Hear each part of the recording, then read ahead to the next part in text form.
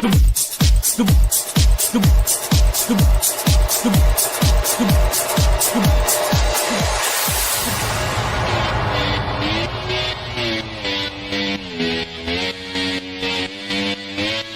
wake up every day is a daydream. Everything in my life ain't what it seems. I wake up just to go back to sleep. I act real shallow but I'm in too deep. And all I care about is sex and violence. A heavy baseline is my kind of silence. Everybody says that I gotta get a grip, but I let sanity give me the slip.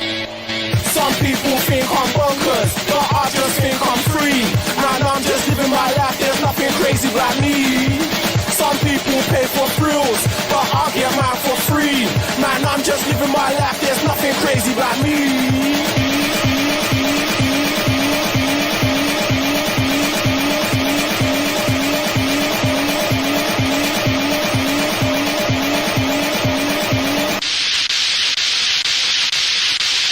Bonkers.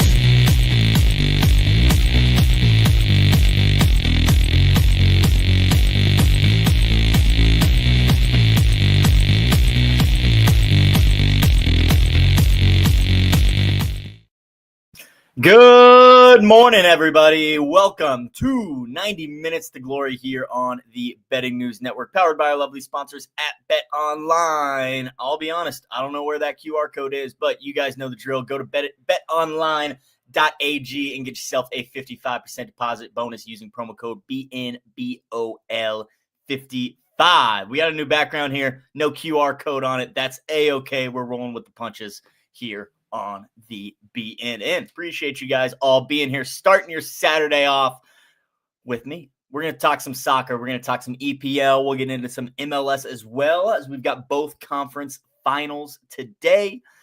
We're also getting to tomorrow's EPL. You can see that marquee game, Chelsea and Arsenal. We'll be chit-chatting about that as well. And then in about an hour, the boys are going to be joining me, Danny Burke and Daniel Collins, SPJ. They're going to be joining me to talk all things, all Saturday sports, some college football, some college basketball, some NBA from those lads as well. We got it all here on the Betting News Network. Once again, appreciate y'all being here.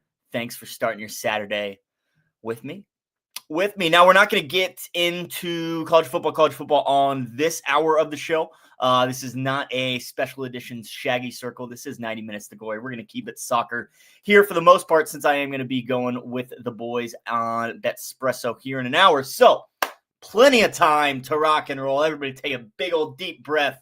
I got the doggos behind me per usual. They were not willing to get out of bed, but I made them, and here they are. Big old sip of coffee in the AM. Let's get right to it. I hope you all had a great holiday with your family, and the weekend is here. It's Saturday. It's kind of been the weekend since Wednesday, but that's A-okay. Let's get into it. Let me get this situated, because we're going to be sweating some soccer bets here in about 27 minutes. Things getting started. Now, just 5 matches on the EPL slate for today.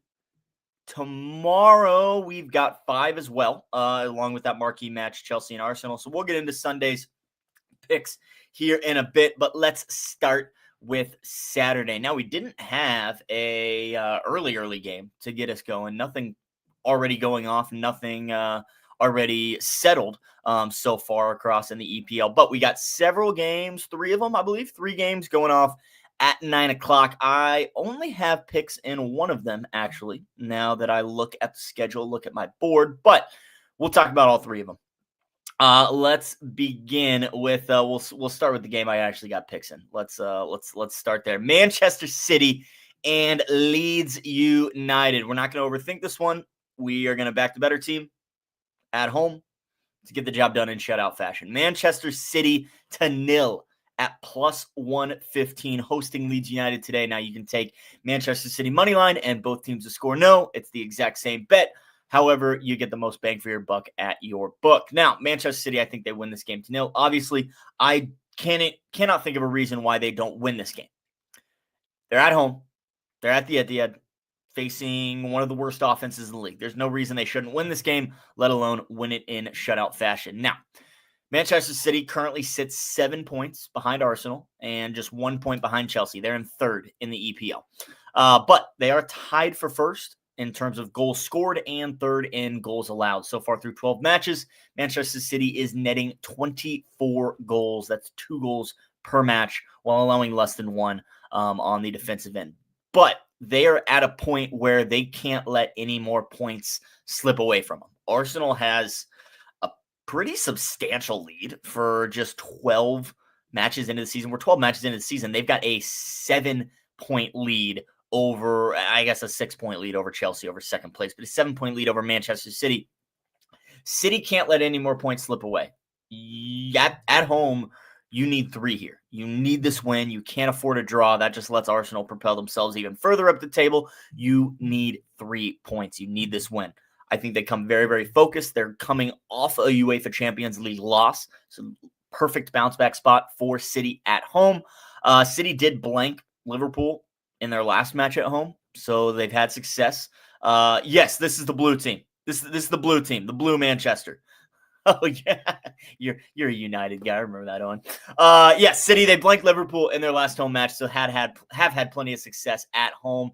They have 3 other home shutouts this year as well. Leeds, they're at the bottom of the EPL for a reason.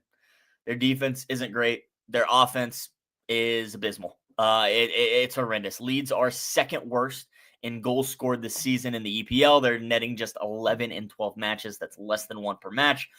I think City can win this in shutout fashion with their JV squad, to be quite honest with you. And that's maybe what we're going to get today.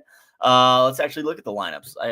I say that like I don't know who's playing, but Erling Haaland up top. They got Jeremy Doku and Phil Foden on the wings. Silva's in there. Yeah, they're going to be fine. They're playing the top dogs. They're going to come to play. Give me Man City to win to 0. Well, shutout fashion at plus 115. Plus money. Gotta love it. Get our Saturday started with a plus money winner. And that one going off here in about 23 minutes at 9 o'clock Central, 10 o'clock Eastern. Kickoff for Manchester City and Leeds United. Yeah, City played the JV last week in the UCL, and it bit them in the butt. Now they're going to bring the hammer down on Leeds at home. Give me City to 0 at plus 115. Owen, so this is maybe one you might have to like build as a same game parlay. And so as a same game parlay, what it would look like is, let me type it out so I just have a visual. Oh, not 115, not 155, 115. This is what it would look like if you have to build it as a same game parlay on your book. You just take Manchester City money line, and then in game props, it should be in game props, you can find both teams to score yes or no. You just take no, pair that with Manchester City money line, and you've got Manchester City to win to 0, or in shutout fashion. Different books word this differently. It's all the same bet. We need Man City to win, and we need them to win in shutout fashion. So yeah, Man City to 0, Man City money line, both teams to score no. I got it at plus 115. You might be able to find some better juice out there for you, but anything for plus money is a go for this bet. So Man City, get the job done early. I'll be watching. I'll be sweating. I hope Leeds doesn't score in the first half, and then we'll just have to turn it off and finish the show all set. That's okay. We'll get through it. Yes, Owen. Thank you for bringing that up because I almost skipped past it. I like Man City to win 3-0 at plus 675 is what I snagged for the correct score. Man City 3-0 plus 675. Great minds think alike, and that's awesome. Plus 160 on the wow. No way. I'm going to have to double down if that's really minus plus 160. Oh man. Yeah, I might just have to sprinkle that. Man City same game parlay. Man City and Leeds total goals under. That works too. Oh, you're not going to let me do that? Both teams score now. Oh, I didn't click that button. I'm seeing plus 108 on the green book. Peach got the juice. So I hope I hope you're looking at the right bet. We'll see though. What's up, Jamie Easy? How we doing, sir? How we doing? Man City to 0, getting us right here in 20 minutes. 20 minutes, Man City 2-0. All right, let's talk about those other two 9 o'clock, 10 o'clock Eastern games. Brentford and Burnley. God, Brentford's a big favorite. Wow. I want no part of this game. This is just gross. But my lean would definitely be with Burnley on the double chance. I'm really not sold on Brentford, despite them having some good wins, having some very good wins at home, 2 straight at home against Newcastle and Liverpool, and Manchester United in that mix as well. They drew with Chelsea, only lost to Man City at home. Yeah, no, nothing for me. Nothing for me. The Bees can go on and win, and I'll just watch from afar. Brentford, Burnley, nothing, no plays. Don't win anyone. Hey, no worries, Peach. No worries. We're here to learn, to help each other out. I was just confused, to be quite honest with you. I was gonna be astounded if we got plus 160 for that bet, but all good. No worries. Appreciate you being here. Appreciate you interacting, chit chatting, getting involved. Can't thank you guys enough for that. All right, moving on. Sunderland and AFC Bournemouth going head to head here in 19 minutes as well. Bournemouth favored on the road. Is Semenyo going to be back? Yeah, he's back. Yep, he is there in the lineup. Semenyo in the lineup. Tyler Adams back in the lineup as well. Let me take a peek at this. Sunderland, Bournemouth. Ugh, I mean, I really want to back Sunderland again. I don't think I can. I think I just have to hold off. But I really do like Sunderland catching a quarter of a goal, catching a half a goal, whatever you want to play. I think Sunderland gets the job done. Yeah. Lean with Sunderland. I'm gonna hold off. I got enough bets out today. Lean with Sunderland. Lean with Sunderland at home to at least earn a point. You can get that plus a half for minus 116. I mean, you're getting the draw no bet and the double chance both at minus 116. I think that's probably the right side there. Sunderland, lean with the quarter. But we're just going to go with Man City. We'll just stick with Man City to nil. This is the only bet on the 9 o'clock slate. Game's getting started here in about 18 minutes. This is all I've got on the docket, starting us off bright and early. But I do have 2 more EPL plays in the 2 later games. So let's move on to those 2. Everton and Newcastle going head-to-head at Hill Dickinson Stadium. It's not Goodison Park anymore. It does not have the same roll off the tongue, to be quite honest with you. But nevertheless, Everton and Newcastle going head-to-head. We've had 3 straight matches stay under 2.5 goals. And guess what? That's what we're going to take. Under 2.5, minus 111. For Everton and Newcastle. I'm willing to back both defenses and fade both offenses. That's more or less what's happening in this spot right here. Through 12 matches, both of these teams, they've netted 13 goals. Barely 1 per match. Defensively, Everton's allowed 13, Newcastle's allowed 15. Pretty solid numbers on the defensive side of things, especially when you look at where they are on the table. Based on those defensive numbers, you would think they would be higher up on the table, but they're not, because the problem with both of these squads is their attack. Now, Newcastle is a team that does struggle to produce goals, especially on the road. They were shut out in their first 3 road matches of the season in the EPL. Since then, they've netted just 3 goals in 6 total games away from home. The only game where they scored more than once on the road at all this year was a cupcake win on the road in the UEFA Champions League. They took on Union St. Galosi and scored, I believe, 4. They won a 4-0 shutout. Point being, they can't score on the road, though. That's an anomaly. That one doesn't count. That's not a real defense. Can't score on the road. Newcastle, the Magpies, can't get it done. Everton, they've had 3 straight matches go under this number, along with these 2 teams head-to-head. 3 straight matches gone under. Everton's also gone under in 4 of their last 5. They do have 3 home shutouts already this season, and they've scored in just 4 of their 7 home contests. So 3 home shutouts for Everton. They've also been shut out 3 times at home. I trust both back lines enough to keep this one low scoring. I see it being a draw. I can't decide if I like 1-1 or 0-0. 1-1 draw plus 525. 0-0 draw plus 850. You can pick your poison there. A couple of correct scores.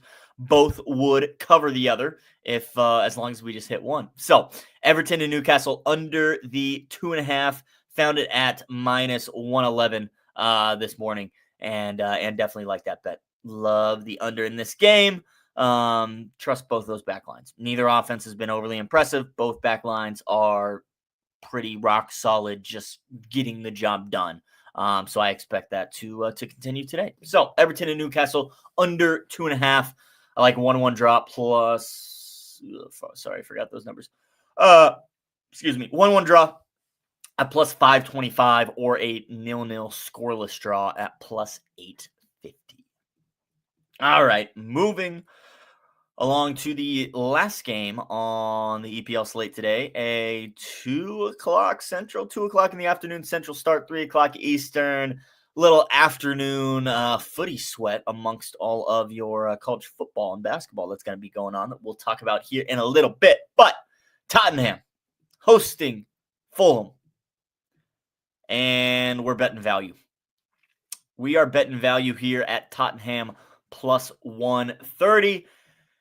Because I don't think this number should have a plus sign next to it. That's it. That's the handicap. This number's outrageous. For Tottenham at home against a team like Fulham, they should not be plus money, in my opinion. So I will be backing the plus 130 without thinking twice. Now, the Spurs are dealing with plenty of injuries, but they're simply the much better team. At home, they should get the job done.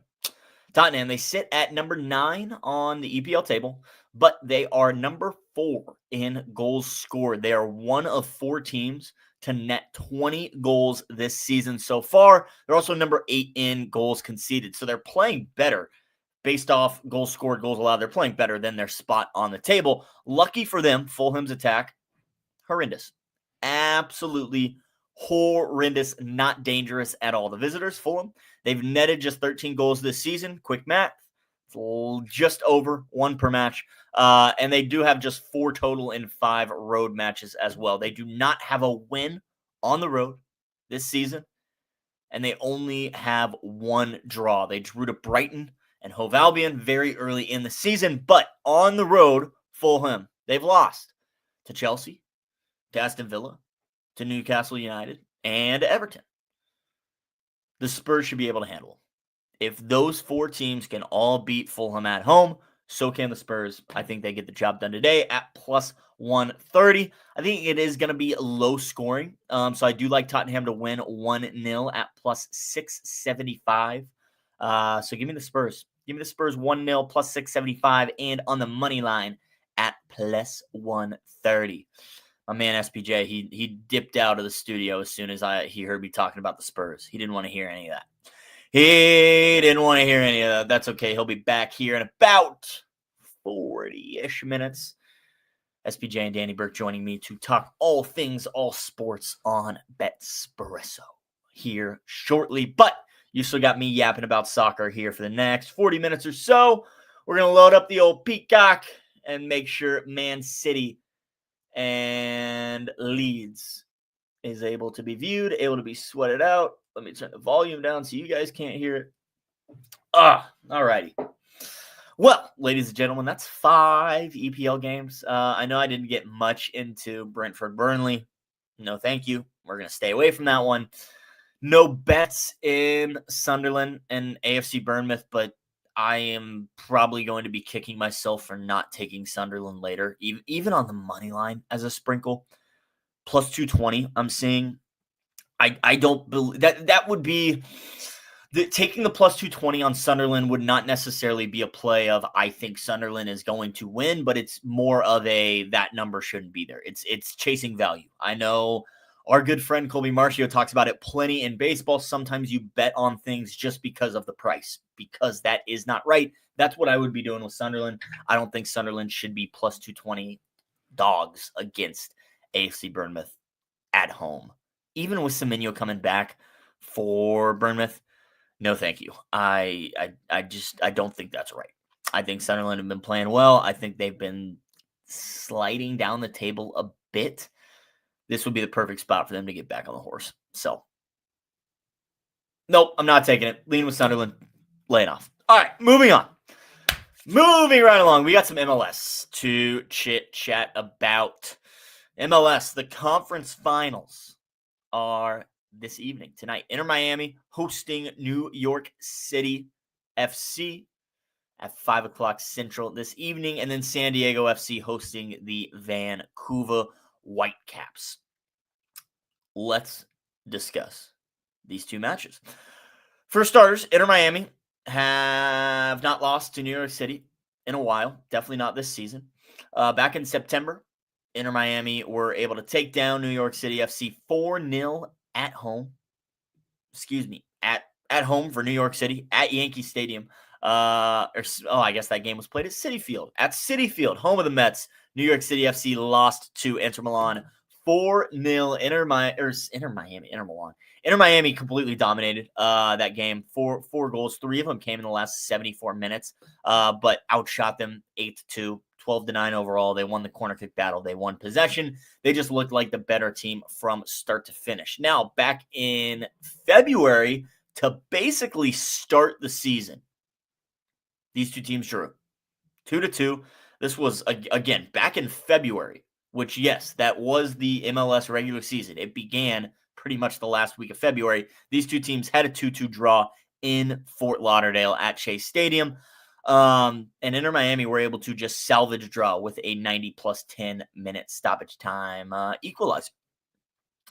Now, I have my doubts when it comes to New York City FC, mainly because they lost their top goal scorer, Alonso Martinez. He suffered an ACL tear, tore his meniscus as well while playing for Costa Rica in the November international break, out for the playoffs. That seriously hurts this New York City FC team, but I got to tip my cap to them. It didn't hurt them against Philadelphia. In the conference semifinals, they took down the best team in the MLS, the Philadelphia Union, 1-0 on the road, and did it in, I don't want to say dominant fashion, but they took it to them.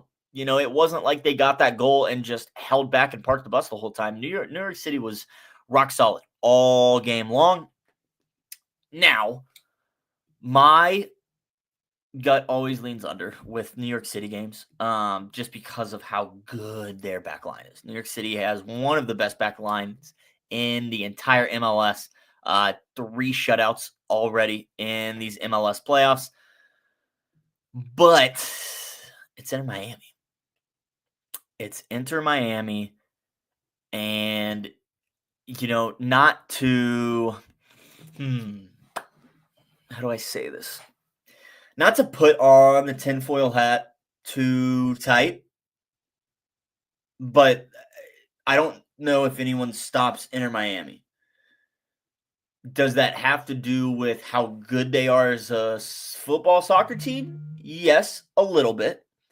I think it also has to do plenty with Messi being the MLS's golden boy. And, again, reading into the I don't want to say it's rigged, but reading into somebody's making a call, somebody's pulling those strings, Inter Miami wins this game. There, you don't let them get all the way to the Eastern Conference Finals, and then they lose to the 5th seed as the 3 seed. I don't think that's going to happen.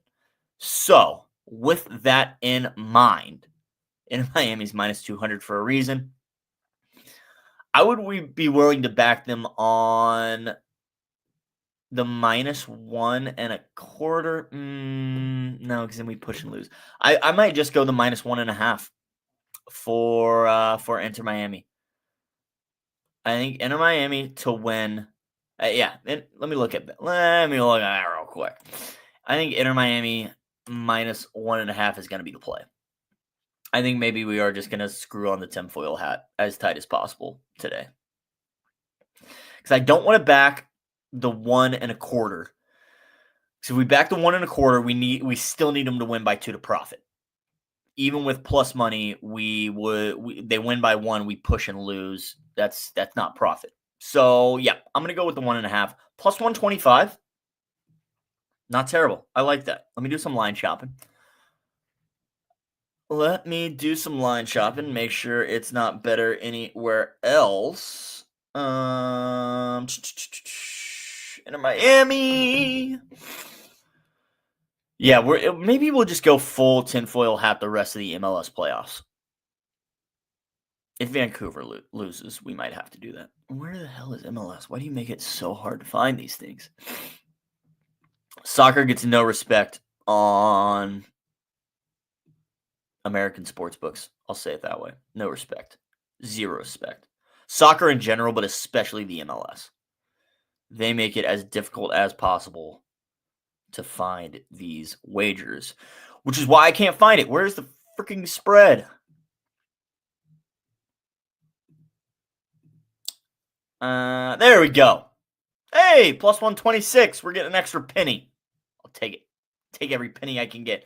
Inter Miami, minus 1.5, plus 126. If you want a bigger breakdown on that game, let me see if my good friend NZ's got it up. Nope. Love when technology doesn't work for me. Nope, doesn't look like that article's up yet, but don't you worry, because Mr. NZ will have some scribbles on that Inter Miami and New York City FC game. I would have to guess he's taking Messi to score. Just a guess. Austin, how we doing, sir? Welcome. Hope you're enjoying your Saturday. Hope you got some time off, Austin.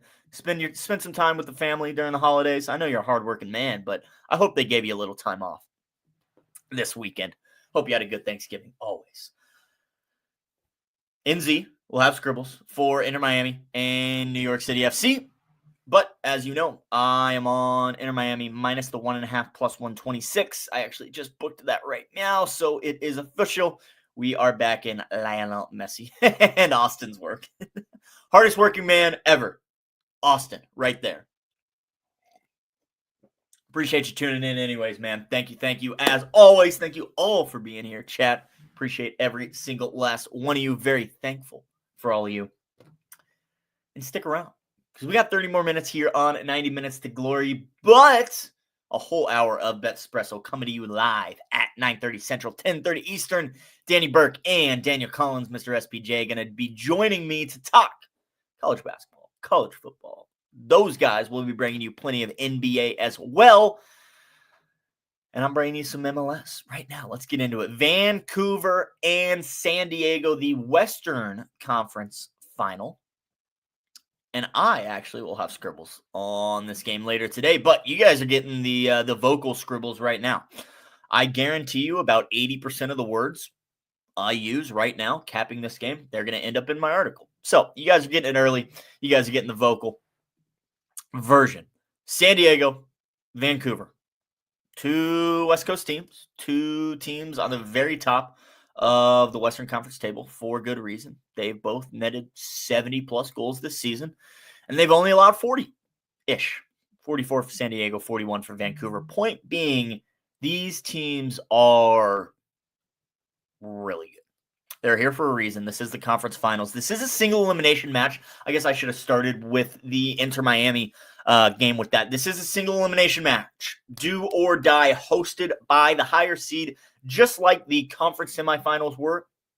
Now in the conference finals, one single elimination match, do or die. If things are tied after 90 minutes, we are going to have standard extra time, which means 2 15-minute periods of extra time to settle the score. If things are still tied, we go into a PK shootout. In most of these bets, at least that Inter Miami minus 1.5, that's a 90-minute bet. Most of your wagers on these games are going to be settled within 90 minutes, regardless of if we see extra time or not. Now,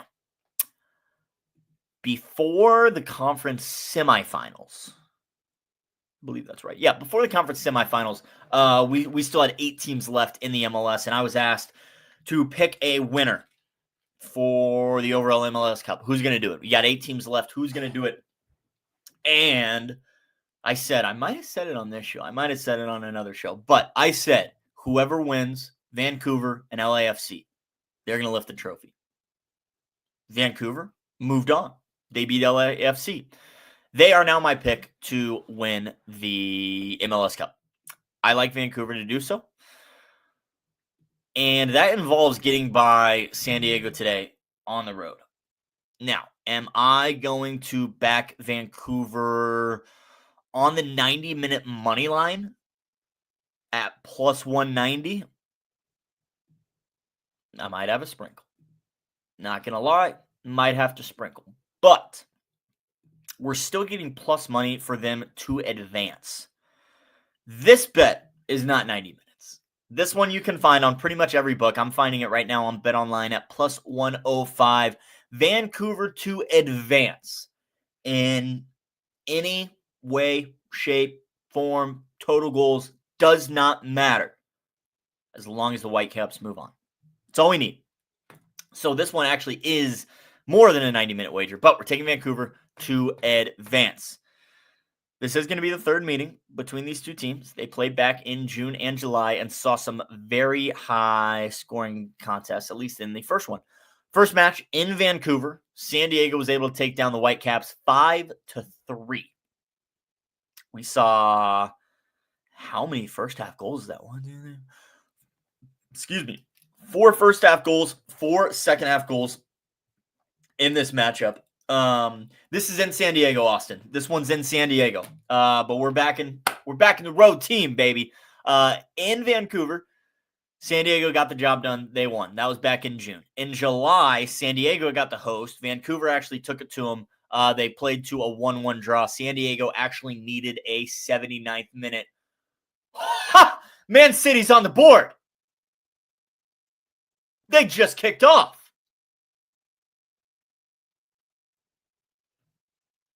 This is good. This is good. But it's not going to matter. All right, we're going to get back into MLS in a second. We're changing gears. I gotta see this first. Hold on. They're 80 seconds into this game. And who was it? Of course. That was Holland. Oh, no, it was Foden. Foden got his foot on it. Oh, Phil Foden. Man City. All right. Man City, we're on the board. Okay, we're on the board. That's part of the wager. We need the money line. All right, good. Offense is churning. The real kicker in this one is we need the defense. And we don't need the defense for a half. We don't need the defense for 70 minutes. We need the defense all 90 minutes. All right, City, lock in. Back line. Figure it out. Come on, lock in. No goals. No goals. You already got the hard part out of the way. That's the hard part, is scoring. Oh, and you sicko. You filth animal. Let's go Sunderland then. I'm cheering for the Black Cats with you. All right, regroup, refocus, back to the MLS Western Conference Finals. Vancouver, San Diego. I'm back in Vancouver to advance, plus 105. This wager is going to be scary. These are the two best teams. In my opinion, the two best teams remaining. I think both of those teams are better than Inter Miami, quite personally. But that's a conversation we'll have in a couple weeks when one of them face Miami in the MLS Cup. I like Vancouver, and I think just for plus money for them to advance in, again, any way, shape, or form, that's a good bet for me. Plus 105. Let me see if I can find. I don't think. Well, no, you'll be able to find this wager on other books. Again, no love for the American sports, for MLS on the American sports books. I'm sick of it. If you don't, thinking about it this way, if you don't want to back Vancouver, to advance, you could take them to lift the MLS Cup plus 250.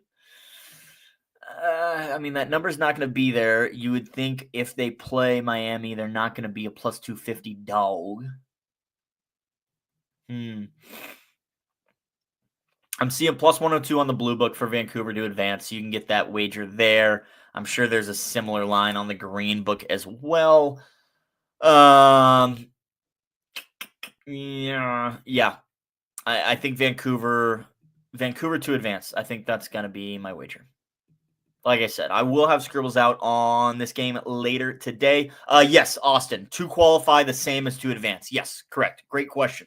Just different wording from the book. But yes, same thing to qualify, to advance to the next round, both the same things. All we need them to do is move on. If they do it in 90 minutes in a win, great. Awesome. If it's a draw after 90 minutes and then they net a goal in stoppage time and win in stoppage time, great. Awesome. They advance. If things are tied after 90, things are still tied after 120 minutes, after extra time, they win in PK shootout, boom, we advance. That's a winner. All we need them to do is be playing for the MLS Cup here in a couple weeks. I think it's in a couple weeks. Here in a couple weeks. But Vancouver to advance, to qualify, to move on, however your book words it. Plus money should be plus money. And again, we're kind of covering our bases there. I don't hate a sprinkle on the money line at close to 2-1 because I do think this one is settled in 90 minutes either way. But we're going to back Vancouver plus money for them to advance. That's good enough for me. All right, ladies and gentlemen, that was some MLS 2 conference finals today. Let's go to tomorrow because tomorrow we've got 5 more EPL games on the slate. Actually got an early one tomorrow as well. Crystal Palace and Manchester United getting things started at 6 a.m. Central, 7 o'clock Eastern tomorrow morning. Let's break it down. Let's cap some EPL and let's cheer on Manchester City. Don't worry, people. 23 minutes. 23 minutes. Reinforcements. They're coming. Danny Burke, Daniel Collins, SBJ, joining me to talk all things, all Saturday sports here on BetSpresso. But before that, let's close out the show breaking down tomorrow's EPL slate. What up, Chew? How we doing? All right, Crystal Palace, Manchester United. My gut just says Crystal Palace. They're favored. They're at home. That makes sense. But I unfortunately have to admit that Manchester United have been playing well. I lied. No, I didn't lie. They are coming off a loss, a home loss to Everton at Old Trafford. But other than that, unbeaten in 5 straight games, including wins over Liverpool and Sunderland, drew with Tottenham. So they've been all right recently. As far as Crystal Palace, they're the talk of the town. I did not expect much from Crystal Palace this season, especially after trading away Eberici early in the season. I kind of thought he was the extent of their attack, and that hasn't necessarily been the case. But Crystal Palace, number 5 on the table, only netting about 16 goals this season. That's not even. Is that even in the top 10? 1, 2, 3. That's 10th. That's number 10 on the table. They're number 5 on the table right now, but 10th in goals scored. What does that tell you? It tells you their defense is phenomenal. Second in the league in goals allowed are Crystal Palace, one of 2 teams to allow less than double-digit goals through 12 games of the season. That only other team, Arsenal, the Gunners. They've allowed 6. They're at the top of the table for a reason. I've had this conversation before. If you don't allow goals, good things happen. I feel like the offense eventually takes care of itself. Defensively, though, if you're not sound, you're just going to get beat. And you're going to be playing on your heels most of the time, too. I don't like this. Leeds is in an attacking position. I don't like it. Please get the ball out of here. There we go. Thank you. All right. Heavy lean on Crystal Palace. I'm not sure I'll bring it to the table, to the counter. But heavily lean with Crystal Palace. Coming off a loss, back at home, unbeaten in how many EPL games? 1, 2, 3, 4. Wow. 5. Are they unbeaten at home this season? Crystal Palace might be unbeaten at home this year. Nope, not the Conference League. I don't care about the Conference League. Crystal Palace is unbeaten at home this year, but they do have 3 draws, wins over Brentford and Liverpool, 3 other draws. In the Conference League, they did lose at home. Not too worried about that. In the Carabao Cup, they needed PKs to get by Millwall. Well, hey, Grealish. What's going on, man? How you doing? Sorry, I'm reading your comment. W Pitch Talk, as always. We love soccer around these parts. Papa Shaq says Palace. I'm in. Grealish Cav says Palace. I'm in. That's all I needed. Crystal Palace plus 127 is what I'm seeing on the money line right now on Bet Online. I like it. I'm taking it. I'm booking it. Love the boost of confidence from the chat. Thanks for being here. Thanks for listening. As always, Man City, hold strong defensively, please. Garrett, how we doing, sir? Sorry, LeBron sold, but hey, guess what? NBA's back today. SPJ, Danny Burke, joining me in about 19 minutes to talk all things NBA so we can get some more. We're going to get your coin back, all right? From LeBron, we're getting your coin back. But Sunday EPL Crystal Palace has been booked at plus 127. In the in the next show, Jay Measy. In the next show, don't worry. They're 18 minutes now. 18-minute countdown. Start your timers. See you in 18 minutes. I'll still be here yapping. All right. Moving along. Crystal Palace has been booked on the money line. Let's see what else we've got on the slate for Sunday. Yes, we're going to get into Chelsea Arsenal. I will tell you right now, it's Arsenal. We'll get into that here a little bit. Aston Villa and Wolverhampton. My gut is going to say Aston Villa to 0. Wolverhampton's at the bottom of the table. They're allowing a ton of goals. They haven't scored any. Aston Villa finally finding their stride too. This was a team that struggled early on. Struggled early on in the year. And now they're a team that's won 4 straight. Outscoring those teams 10-2 in the process. Yeah, Villa to 0 might be getting booked right now as well. What are you going to give me for it? Bet online, Villa to win. Both teams to score 0. Plus 150.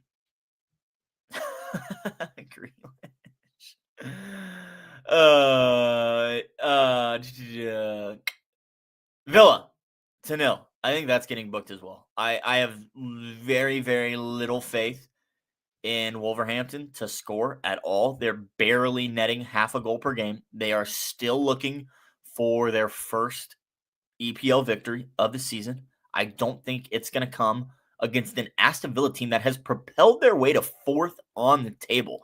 Good for them. I remember just a couple weeks ago, I was backing Aston Villa, and I was making a deal with all of you people, actually.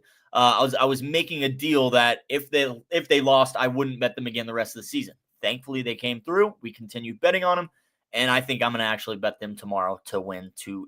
Aston Villa on the money line at plus, and Aston Villa on the money line, both teams to score 0, plus 150. Villa's won 4 straight. They are certainly finding their stride, and they're facing the worst team in the league. That's about it. That's about it, to be quite honest with you. I mean, at home this year, Villa drew with Newcastle. They lost to Crystal Palace. Since then, 3-1 win over Fulham, 2-1 win over Burnley, 1-0 win over Man City, 4-0 win over AFC Bournemouth. They've won 4 straight. They're in fantastic form. I think they keep it going tomorrow. Ron, how we doing? Welcome in. Aston Villa, we're breaking down Sunday's EPL right now, locking in our bets. We already got Crystal Palace on the money line at plus 127, and now we're going to go with Aston Villa and both teams to score 0. Let me punch these in real quick. Oh, I gotta go to a different. No, it's still the 30th tomorrow. I was like, I gotta go to a different month. Service era. God, this app sucks. This app is absolutely horrendous. Oh, hey, I can do that one. Okay. You'll let me bet that game, but not the other game. That makes sense. No free promo, but this app does suck. Both teams score no. Plus 150. There we go. Aston Villa to win a nil locked in. Are you really not letting me lock in Crystal Palace? There it is. Crystal Palace. Ooh, there's a 135 for Palace. Like that. All right. Lock in. 14 minutes. 14 minutes is all we got. Man City is about to score again. They got a free kick in the attacking third. Let's watch it, see how it goes. Phil Foden. Oh, no, that was Diaz. Foden was standing over there. And it's cleared going the other way. All right, Aston Villa, locked in. Crystal Palace, locked in. What are the other two games? Owen, don't check that Sunderland score. Yikes. All right, Sunday, looking at the other two matches. Forest and Brighton. I'm probably going to hold off. Yes, those games are tomorrow. Those games are tomorrow, Ron. Crystal Palace on the money line and Aston Villa to win to nil. Both those games kicking off your Sunday morning. That Crystal Palace at 6 a.m. Central, 7 o'clock Eastern. But yes, Ron, both of those games are tomorrow. And one more tomorrow is Chelsea and Arsenal. Marquee game. Top two on the table. Arsenal with a 6-point lead. Chelsea getting to play host. Two very, very high-scoring offenses. Two pretty rock-solid defenses, although Arsenal's is significantly better. When was the last time Chelsea beat Arsenal? Let's see if I can figure that out. Anyone got that off the top of your head? Chelsea's last time defeating Arsenal. 2021? Is that right? It's just in the Premier League, so it could be sooner. I don't know if I trust that data. This is what I want. That's the website. Chelsea, Arsenal. Let's see what this scares up. Yes, give me all the cookies. That's fine. That's an Arsenal win. That's a draw. That's an Arsenal win. That's a draw. That's an Arsenal win. That's also an Arsenal win. That's an Arsenal win. That's an 2021. Yep. August 22nd, 2021, Chelsea took down Arsenal at the Emirates 2-0. That was the last time Chelsea beat Arsenal. That's 1, 2, 3, 4, 5, 6, 7, 8 straight matches. Chelsea have not earned a victory over the Gunners. I'll be honest, I don't see them starting tomorrow. Even with Chelsea being at home, even with Cole Palmer being back, huge, massive for the Blues. Even though their offense has been clicking without him, he is going to be in the lineup, or at least available. Let's put it that way. He's going to be available. Ooh, is he going to start? Are you going to tell me if he's going to start? Stupid article won't load.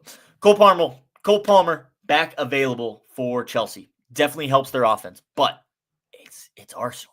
It's Arsenal, who have been dominant recently. 3-1 win over Munich. 4-1 win over Tottenham. They drew with Sunderland on the road. 3-0 shutout, 2-0 shutout, 2-0 shutout, 1-0 shutout, 4-0 shutout, 1-0 shutout, 2-0 shutout, 2-0 shutout. I could keep going. The Gunners are just that good. They are probably, I would say that Arsenal has the best back line in all of football, all of soccer at this moment, right now, across all countries, across all leagues, across all levels of competition.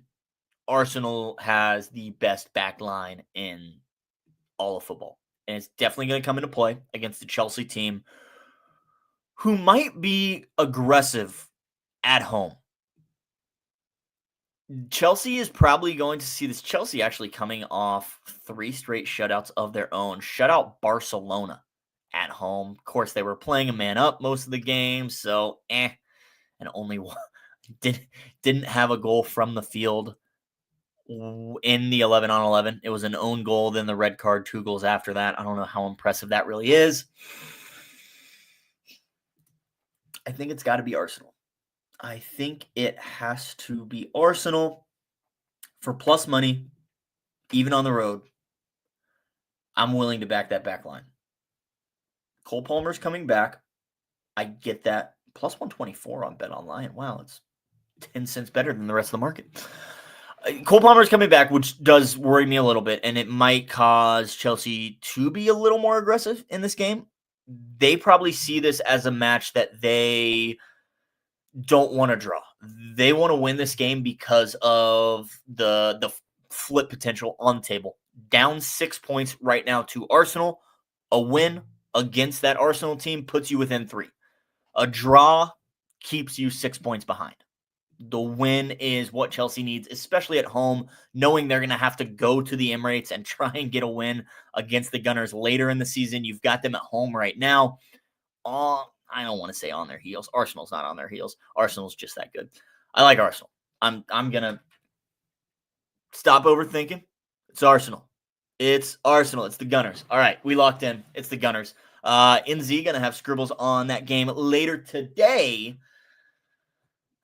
But yeah, I think my man SPJ is not even in here to hear me splooging about his Gunners right now. That's what I'm mainly upset about, to be quite honest with you. Where is this guy backstage when all I'm saying is how good Arsenal is, how good they're going to be on the road at Stamford Bridge? That's okay. He'll be here in a little bit. Danny Burke already sitting down there. The boys joining me in about 8 minutes, a little less than that, to talk all things college sports and NBA. All things Saturday sports. That's what I meant to say. All things Saturday sports, college basketball, college football, NBA as well. We're getting into all of it here in a little bit. But you still got me yapping for about 7 minutes or so. We're still sweating out City, looking rock solid.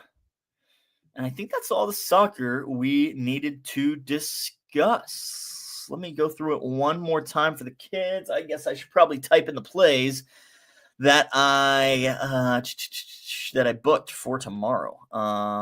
Let me get those on a banner for you all. 135 there. Ooh, good typing, Nate. Phenomenal. Boom. And Aston Villa. Moneyline. Plus 150. Boom. All right. One more time for the kiddos. Today. Trivia time. Sean Beasy. You know the drill. One more time for the kids. Starting at 11 o'clock Central. 11 o'clock Central. Wrong button again. Gotta love technology. 11:30, excuse me. 11:30 Central. A little extra time to lock this in. Everton and Newcastle going under 2.5 at minus 111. Both these teams very, very good defensively. The offense has been the issue for both teams. Newcastle coming into this game struggling to score on the road. Everton, not the most aggressive offense. Seeing Newcastle come into town, I think they're going to be a little bit more cautious, causing this one to stay under 2.5. I do like the 1-1 draw or the 0-0 draw. Take your pick. 1-1 draw was plus 525. The 0-0 was plus 850 if you're a fan of those correct scores. Moving along at 2 o'clock Central in the middle of all our college football, college basketball watching. We're still going to be sweating out Tottenham on the money line at plus 130. Tottenham hosting Fulham. Fulham, not good. Plain and simple. Easy as that. We're betting value here. I don't believe there should be a plus sign next to this number. That's the extent of my cap. Tottenham's a better team here. They're in phenomenal form as well. I don't see Fulham's attack doing anything. Fulham shut out Tottenham 2-0 last time they met, actually. That was way back in March. Doesn't mean much to this game, but Tottenham, I think, is just a better team. Plus 130, I think, is a gift, to be quite honest with you. So, give me Tottenham. Give me the Spurs on the money line. And then tomorrow we have already booked Crystal Palace at plus 135 hosting Manchester United at Old Trafford. Crystal Palace, just the surprise of the season so far in the EPL. Defense has been rock solid, second in the league in goals allowed, one of two teams allowing under double-digit goals so far this season through 12 matches. That other team, Arsenal, the Gunners, Manchester City on the board again. Come on now. It doesn't matter. It doesn't matter. We need the shutout, man. We need the defense, all right? We're still sweating for math. 65 minutes. We still got 65 minutes of sweat left. Man City, one more goal would be great. I would love that 3-0 correct score, but all I want is the plus money for the shutout victory. Phenomenal corner kick. And that just bounced around. Keeper, you should have caught it, bro. Should have got a bigger punch on it. All right, City on the board. Gotta love that. Absolutely phenomenal. Tomorrow, though, Crystal Palace, plus 135 on the money line, hosting Manchester United. Excuse me, not at Old Trafford. I think I said that. Not at Old Trafford. Crystal Palace at home. The defense has been rock solid. I think it continues to show tomorrow. Manchester United, not a team that I am willing to have much faith in. Offensively, defensively, doesn't matter. Spread matters for someone down there, Papa Shags. The spread matters for someone. Manchester United, just their offense has been a little lackluster, not living up to the standard. I think Crystal Palace defense holds strong and gets the job done tomorrow. And then we also booked this one, Aston Villa on the money line. And both teams to score no. Aston Villa to win to nil at plus 150. They are hosting the worst team in the EPL tomorrow, the Wolverhampton Wanderers. They've scored 7 goals and allowed 27 in 12 matches. Aston Villa finding their stride, 4 straight wins, outscoring teams 10-2 in those 4 matches. Actually won 5 of their last 6 as well, excluding a loss to Liverpool. I think at home against the worst team in the league, they're going to handle business and get the job done in shutout fashion. Oh, Papa Shags, they're checking this goal for offsides. That guy's definitely offsides, but how much of the play is he influencing? I guess he's in the keeper's way. This one might get called back. That's okay, though, because we just need Man City's defense. Don't do it, Man City. Don't allow a cheap one when you're up 3-0. That'd just be horrendous. All right. 2.5 minutes left of me yip-yapping on 90 Minutes of Glory. But don't go anywhere, people, because we got a full Saturday show on Betspresso for you. Danny Burke and Daniel Collins, Mr. SBJ, joining me here shortly. They're both sitting in the shadows. SBJ missed all my Arsenal splooging, so I'm not going to go through that again. Sorry, but they're... What? Do it again. Hey, what's up? No, do it. No, I'd love to hear it again. Do it again. Why are the Gunners plus money tomorrow? Why? I get they're on the road. I get Chelsea's been playing good, but I don't know. It's Arsenal. It's just a damn ties, man. I don't know. What's the line? They're I saw plus 124. Plus 124 on Bet Online right now. Chelsea's plus 245. Like, Cole Palmer is available. I don't know if he's going to be in the starting lineup. And Chelsea's offense has been fine without him, but yeah, it's still Arsenal. It's Arsenal. and I know the Gunners see this game as if we lose it, that's a big flip. They're up 6 points on the table on Chelsea. Yep. If you give Chelsea that win, boom, that's 3 points now. So I don't see a world where Chelsea wins. I'm tailing. Give me Arsenal money line. Let's go. There it is. Plus 124 on the money line for Arsenal. NZ going to have scribbles on that game later this evening. Check them out at bettingnews.com. Well, ladies and gentlemen, this has been an hour of 90 Minutes of Glory. Thank you for being here. As always, starting your Saturday morning, sweating out some soccer, listening to me talk about soccer. Appreciate it. As always, don't go anywhere. I'm sticking around. I'm joined by 2 handsome fellas. We're going to talk all things Saturday sports, college hoops, college football, NBA. We got it all. And it's happening right now right here, right now on the BNN because Betspresso. I'm watching the clock. Don't worry. I got 10 seconds. Betspresso starts right now. Thanks for being here, people. Appreciate you. See you on the flip side.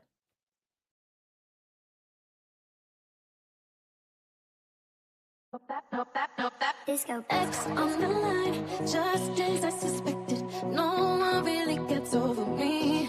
I'm unaffected. Why would you try to ever put me second? You're just another groupie to me. No, I'm out here single, and I need some real. Now I got standards, give a fuck how you feel. I'm out here single, tell me what's the deal. Now I got standards, give a fuck how you feel.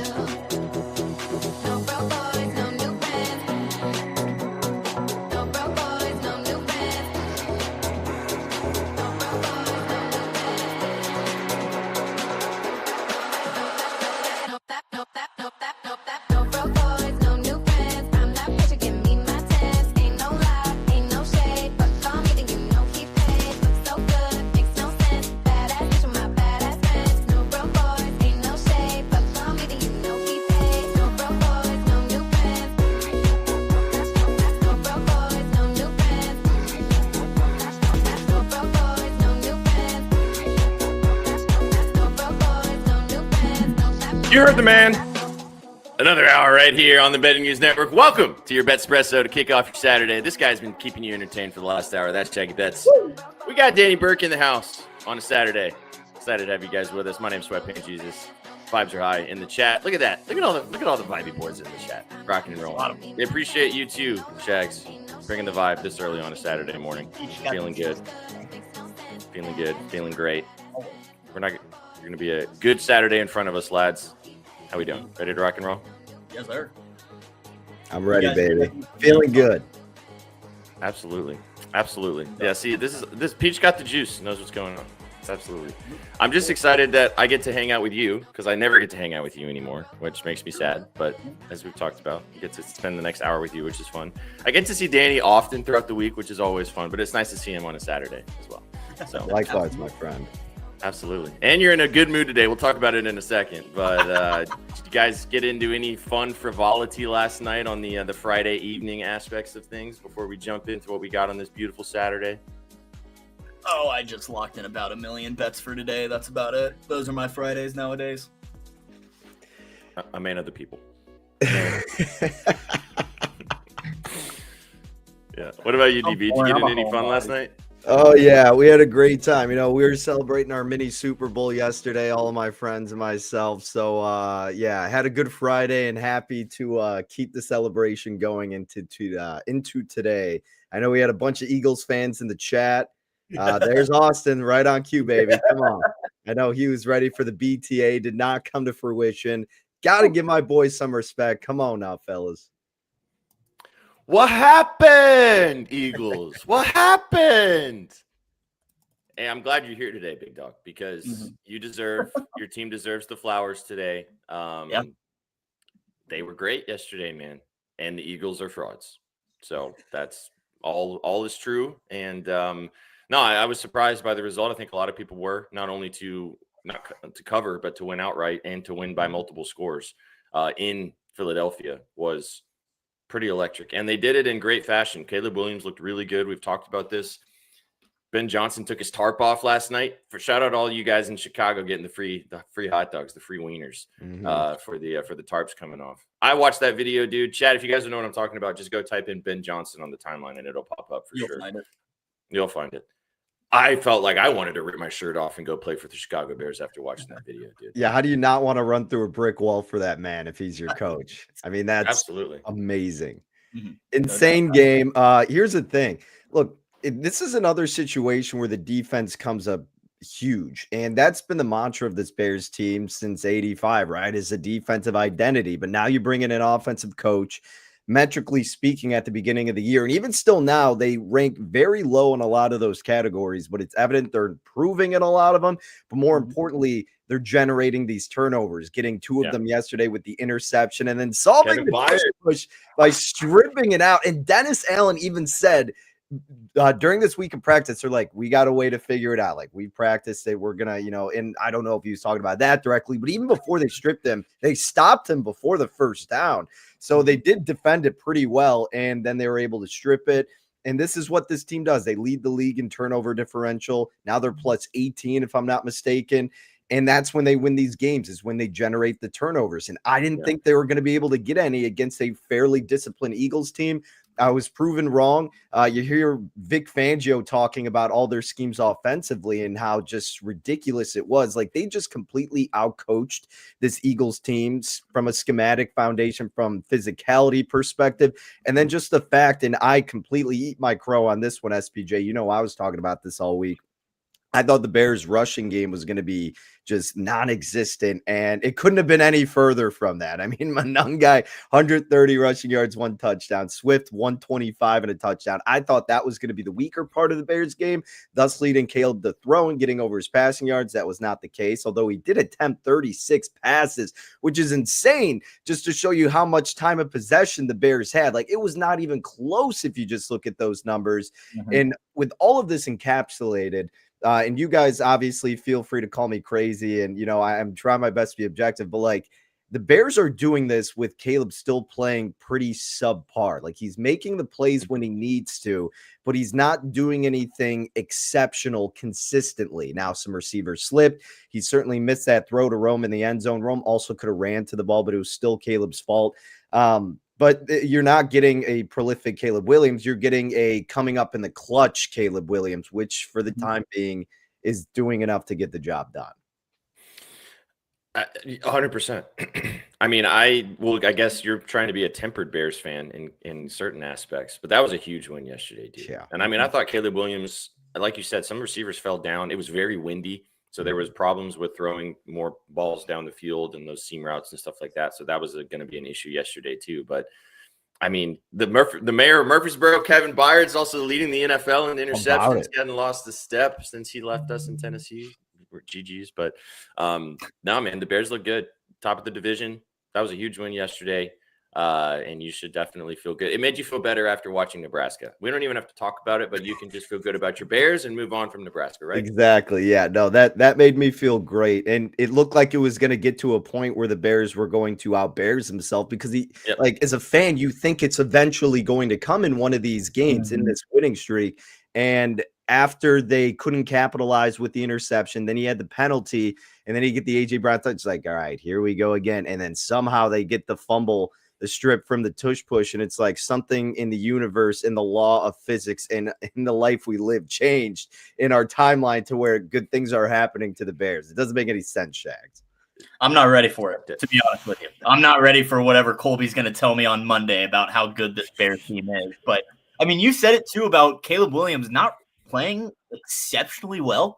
Still a sub-60 completion percentage on the season. Completed just 47% passes yesterday. But you said it, the running game was there for Chicago. 39 minutes of possession against Philadelphia Eagles teams. That's how you win a game like that on the road, is you keep the ball, keep that offense on the sideline. They weren't able to do anything. So tip the cap to the Chicago Bears, because they just straight up won that game. They went into Philly and dominated and came out with a win. They punched him in the mouth early in the trenches to run the football with that offensive line. They were moving people, and they said, you guys better keep up, strap in. We're going to do this for 60 minutes. And the Eagles weren't ready for it. I sent you guys this meme, or I don't know if it was a meme, but it was the girl like dancing and like crying on the like singing show, but then she like looks at the camera and she's like that thing. And the tweet was AJ Brown after 120 and 2 touchdown yard performance, but losing. To have that be the situation, which, they did that, they fixed that problem, but it didn't lead to a dub, unfortunately.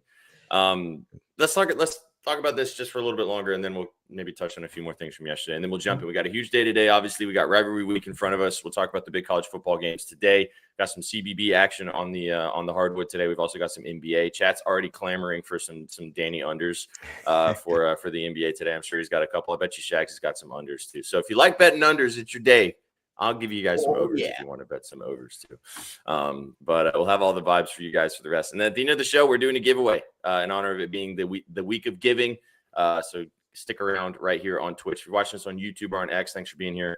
We appreciate you wherever you're watching. But come and hang out with us, twitch.tv/betting news. We will give you something at the end of the show, give you a swag pack. It's actually sitting right next to me, right down there. It's right there. It's going to go to one of you guys. It's right there. But I wanted to ask you guys, what is your feelings about the Eagles after this game? Because obviously, Danny, I know you can be elated about this, but like to turn it to just an NFL perspective, are you guys – I've been kind of saying since the beginning of the season that I think this team is fraudulent.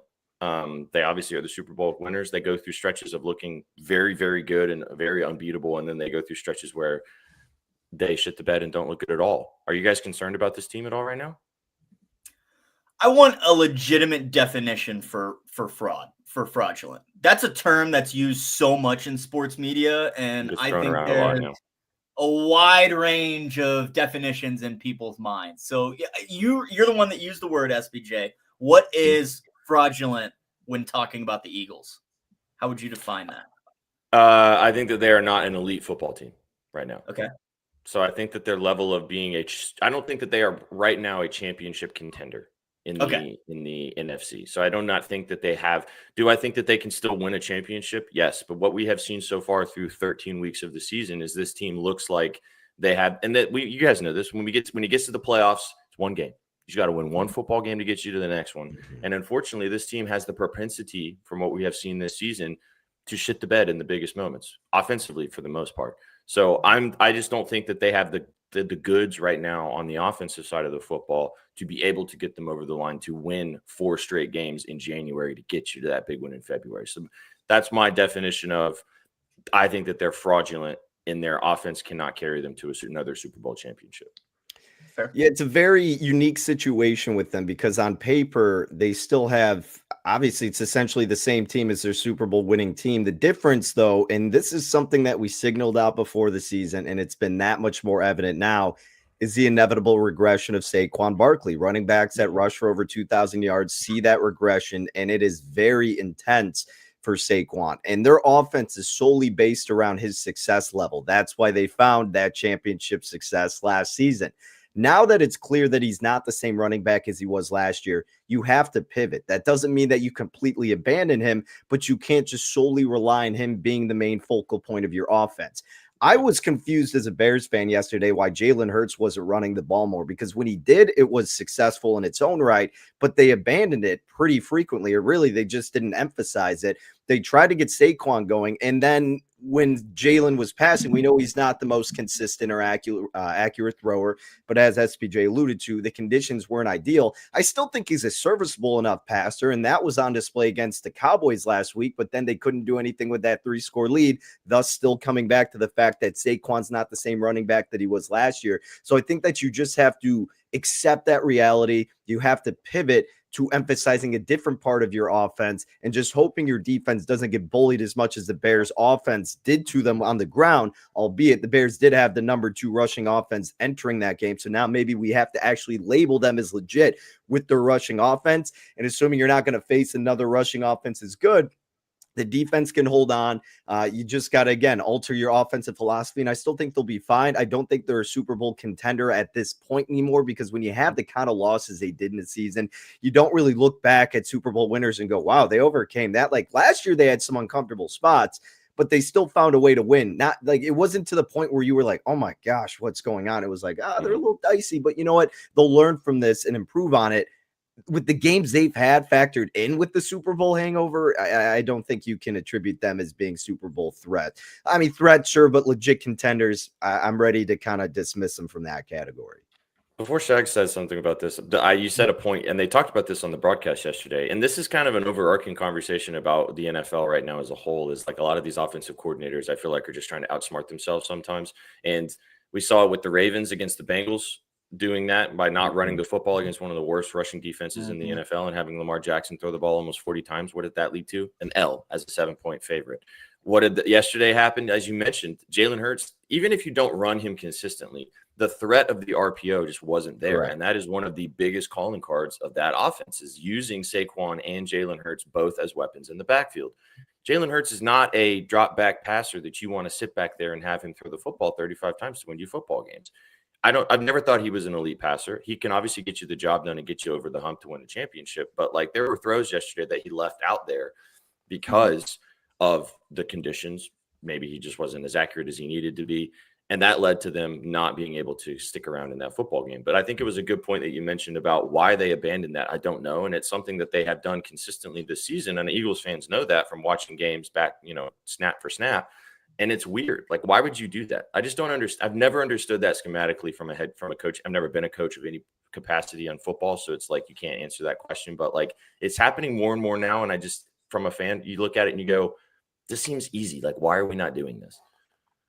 That's what I find myself always asking when I watch the Chiefs run it from shotgun every single time. It's like, hey, it works under center. Maybe we should go back to that. But look, lucky for the Eagles, they do play in the NFC East, a division that's not doing very well. A game and a half league on the Cowboys. They're probably still going to win the division, assuming they handle business. It's not too easy down the stretch. They got to go to LA and take on the Chargers. They have 2 games against Washington still, and they have to go to Buffalo, get a little bit of a cupcake hosting the Raiders. But I'm with you on. I don't think the Eagles are a Super Bowl contender right now, the way they're playing. Do they have the talent, the capabilities, the ceiling to get there? Absolutely. But I want to see it these next 4 or 5 weeks to close out the season to see if you're legit, because you both said it. They've been very polarizing this year. Looked very good, looked very bad, escaped some close calls. So we'll see how it happens, but I don't have much faith in the Eagles getting back to the big game. Shags, SPJ, I was just, if you have something to add, feel free. I just at some point before we move on, because I wasn't on the show yesterday, need to get Shaggy's thoughts on the Chiefs. It doesn't have to be long, but I know you guys talked about it. So at some point I would like to get his brief rundown of the situation there. I have a question about we'll put a bow in the NFL conversation, which will be a chat about that. But yeah, please go for it. Let's chat about the Chiefs. Do you think they're on the mat, my man? Are you worried? Dude, I'm a little worried. We are probably going to need to win out to make the playoffs is kind of what I'm seeing. Like 11-6 should get us there. But, we got Houston, the Chargers, and the Broncos all coming to town. We got to go to Las Vegas. We got to go to Tennessee. Not too worried about those two. But, 5 wins is tough to close out the season. And, we're at a spot where we've got to pick ourselves back up. And I think there is some motivation being lost on the team. It's really demoralizing when you get so close and then lose all these games. And I know we were on the other side of that last year, won 12, 17 straight 1 possession games. Now we can't win 1 to save our lives besides against the Colts. So it's rough. My biggest thing was, and what I talked with Colby yesterday on Up Your Units is, I want your guys' opinion on this is, okay, the Chiefs have been to 3 straight Super Bowls. Hypothetically, we miss the playoffs. Is that the end of the dynasty? Or if we miss the playoffs and turn around and go to 3 more Super Bowls, it's just a down year, right? Yeah. I think people are very quick to claim the end of the dynasty just because, regression has caught up with the Chiefs. You can't keep winning all these 1-score games. It's eventually going to catch up with you. It has caught up with us. It's kind of tilting the scales in the other direction. But I think calling the dynasty over is a little quick, in my opinion. My concern would be that because of the world we live in, and especially in the world of sports and from a business perspective, is how much longer do you think that the current ownership thinks this window is open? Because you can see it pretty quickly where the turnaround starts to happen with rosters, obviously with also the way that the roster is constructed. I would assume Travis Kelce's probably going to retire at the end of this season. So you have to move on from that particular level of the offense. You obviously have a lot of pass catchers and they can rebuild in certain ways, but you're not going to lose Mahomes. So you have that as a cornerstone of your franchise. But I think it would start to ask some questions just because, your window doesn't stay open forever. I mean, look at the Patriots. They were unbeatable for a decade and then went through the dumps for 3 years. Now they're obviously back at the top of one of the tops of the AFC, but it can happen pretty quickly. Regression can smack you in the face and then drag you in the mud for a while after being at the top of the mountain. So I'd be a little concerned. I don't think that it disregards what's happened, as you're kind of alluding to, of like, it doesn't say that is not still the case, and you could flip it around and turn it around and do it once again.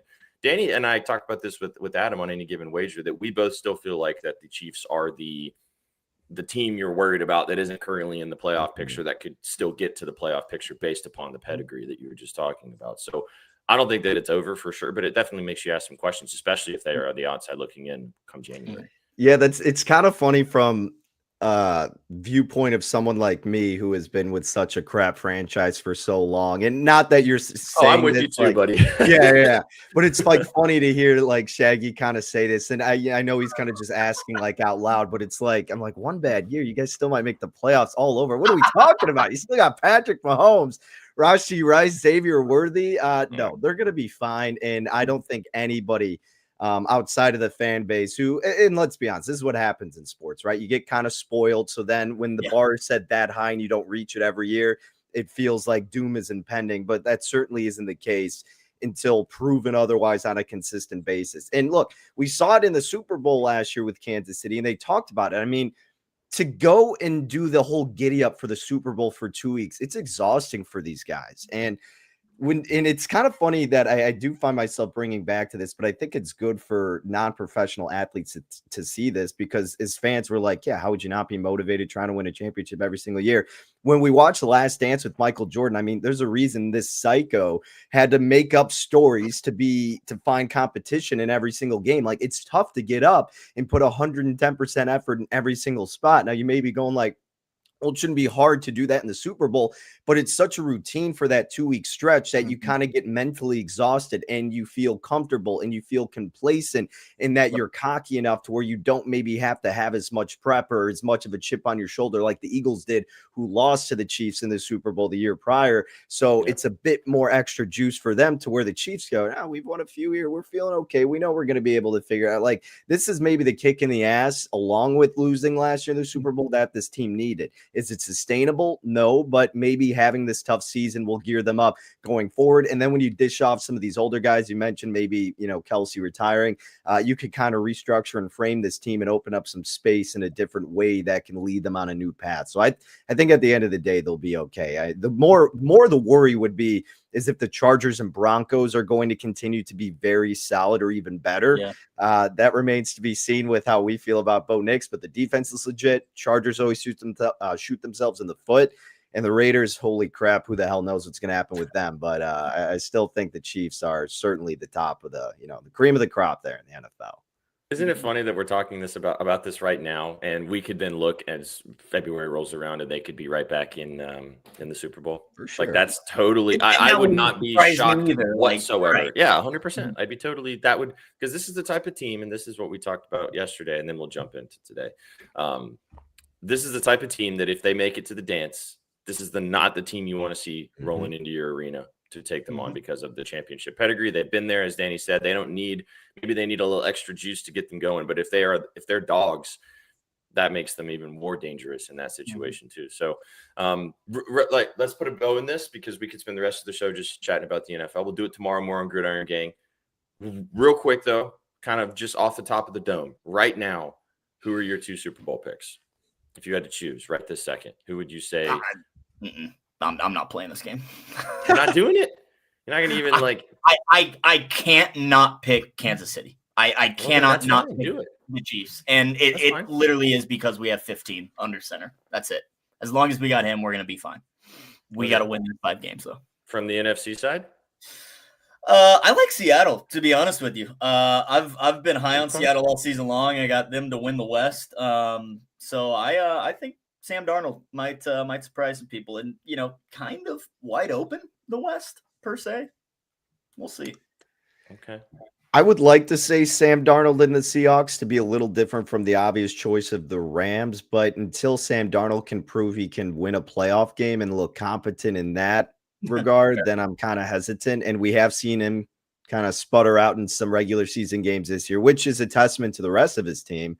But you're going to need dominant quarterback play. And I know I can get that from Matt Stafford. Not sure I could get that from Darnold in the playoffs. So I'll go Rams. And then a team that I've still consistently been high on through the AFC, the Buffalo Bills, just to go outside of the Chiefs. Bills in a playoff position right now. Again, I think the thing that still holds them back is Sean McDermott. And certainly the run defense is abysmal. So that's not going to help them. But considering how open the AFC is potentially right now, you've been chiseled with the adversity of going through postseason after postseason if you're Buffalo. you're a little underrated, or rather overlooked, I'll say, because of the lapses you've had. So I think Buffalo is a team you can't count out. I'll go Buffalo and Los Angeles Rams. Yeah, Matt hates the Rams, but I know now it's because he is an Eagles fan, so he just cannot stand the Rams for that reason.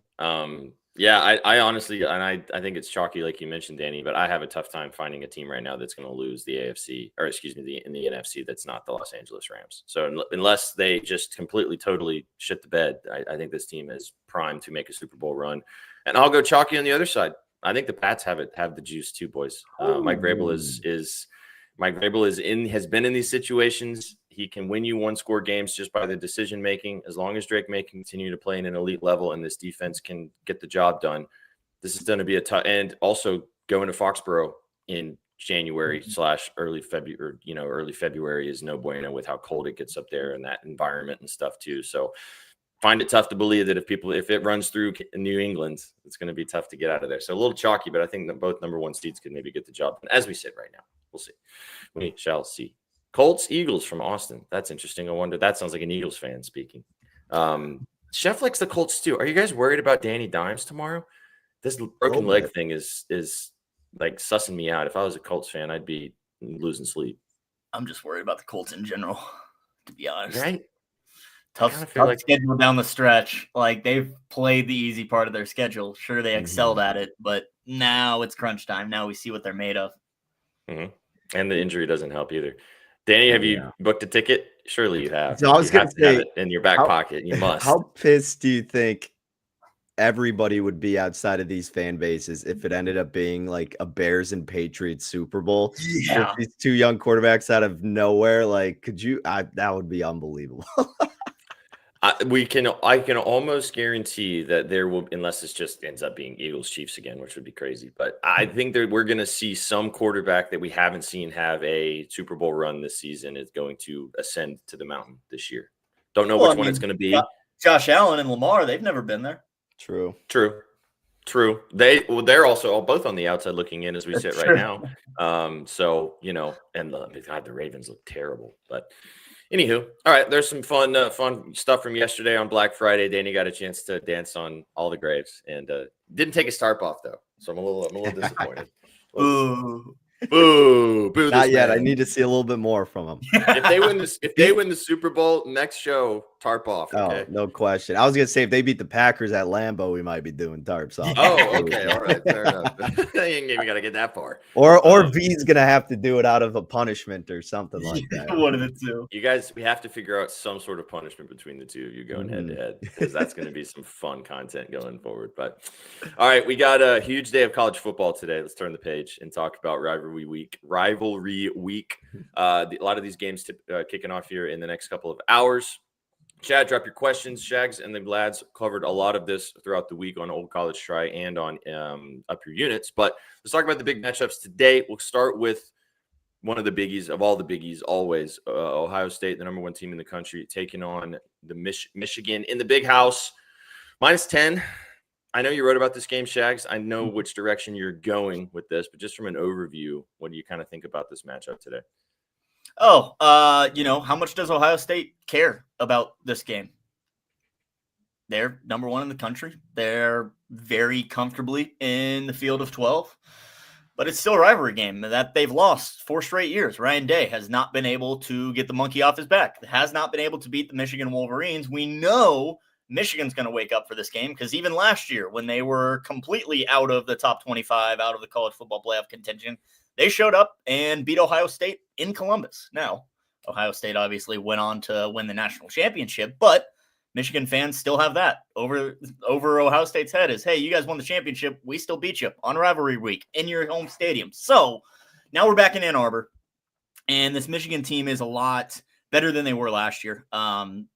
For starters there, Ohio State's still phenomenal, though. I am looking at the under in this game. Go figure, me backing another under in a rivalry game. Now, we've seen a lot of overs in this rivalry, specifically 8 straight. One matchup in the last 15 years has gone under this number that we see. It was last year, 13-10 Michigan victory. I like the Wolverines defense to carry them into this game, just kind of like they did last year. Michigan is top 15 in yards per play and points per play this season. They're also number 10 in yards allowed per carry. So Ohio State going to be needing to throw the ball with Mr. Sayin. They're also top 30 at getting to the quarterback and interceptions. Point being just the defense is good enough to compete with this Ohio State offense. It's going to be one of the better defenses Ohio State has seen all season long, except for against Texas in week 1. Other than that, this Michigan Wolverines defense, top notch. I think they're going to definitely wake up for this game, come to play, going to be very, very motivated. And on the Michigan offensive side of things, I don't know how much I trust Bryce Underwood, a true freshman, in this rivalry game to do anything, to be honest, against this Ohio State defense that is probably the best in the nation. So I like the under. 43.5 is what I took, but I actually have a 2-unit player prop, which is my favorite bet in this game. I got to make sure the line's still there, but I booked Jordan Marshall, Michigan's running back, under 99.5 rushing yards, mainly because this was 83.5 everywhere else. This one singular book offered 99.5 minus 115. I should probably check right now just to make sure I didn't, get a bad line or a straight line. You get some CLV. If they give you more money than you put in, then you did something. Or it was right, actually rushing and receiving, and he's like, "Why am I getting 15 yards more here?" Dude, I didn't even know it was rushing. I'm checking the screenshot. Got to double check now. I screenshotted it right away because I knew I was probably going to get called out for a fake ticket. Nope, that's rushing yards. We're good. 99.5 rushing yards. Actually, let me check this book. Yeah, I want to see if that's popped up right now. There, it's the days of number of days in the yearbook. There we go. Got that one out. Okay. Jordan Marshall. That's not how you spell his name. Shag is. You guys are watching Shags crash out right now over the fact that he did not get the correct line, and he's making sure. No, I got the right line. I got a phenomenal line because on this book where I booked it, it's down to 86.5. All right. Dang. So your boy got a line discrepancy here, 2 units. I'll be honest, I would just go 1 unit on the 86.5, which does look like the best number. There's some 83.5s, 84.5s, whatever, but we're just going to 1 unit if it's under 90 for Mr. Jordan Marshall. Now, this guy has taken over as Michigan's starting running back when Justice Haynes went down. He's gone for triple digits in 4 straight games as a starter. However, he was held out of last game. So he's maybe a little banged up. Sure, he's going to be back on the field. One wrong hit might take him out of the game. I am not rooting for that, but that would make our under a lot less sweaty. Now, Marshall runs for 6.1 yards per carry, but again, he faces Ohio State. The Buckeyes rank number 3 in the nation in yards per carry and rushing yards allowed per game. They give up just 2.6 per touch and 78.6 to an entire team in an entire game. I don't think Marshall is touching 80. I don't think he's touching 70. I think he soars well under. The most they've given up to a single rusher in a game was 80 yards to Quintrevion Winsner of Texas in week 1. No one else has come close. I think Michigan's going to be behind in this game. I think that's going to lead to them throwing the ball more. I don't see Marshall getting the 18 to 20 carries he's probably going to need to clear this number. Again, a little beat up, so he might be splitting carries as well. The freshman, Bryson's last name starts with a K. I can't remember what it is, but he stepped up last week for Michigan. Could be more in the mix this week as well with Marshall being injured. So I just don't see Marshall getting the touches in this game against a very, very good rushing defense to get over the number. Give myself flowers a little bit. Second 2-unit player prop of the season. We hit the first one. We're now 8-2 on 2-unit college football player props, and we are now 8-0 betting on a college football player prop under. I rest my case. Jordan Marshall under his rushing yards tonight. Today. You can also go check out.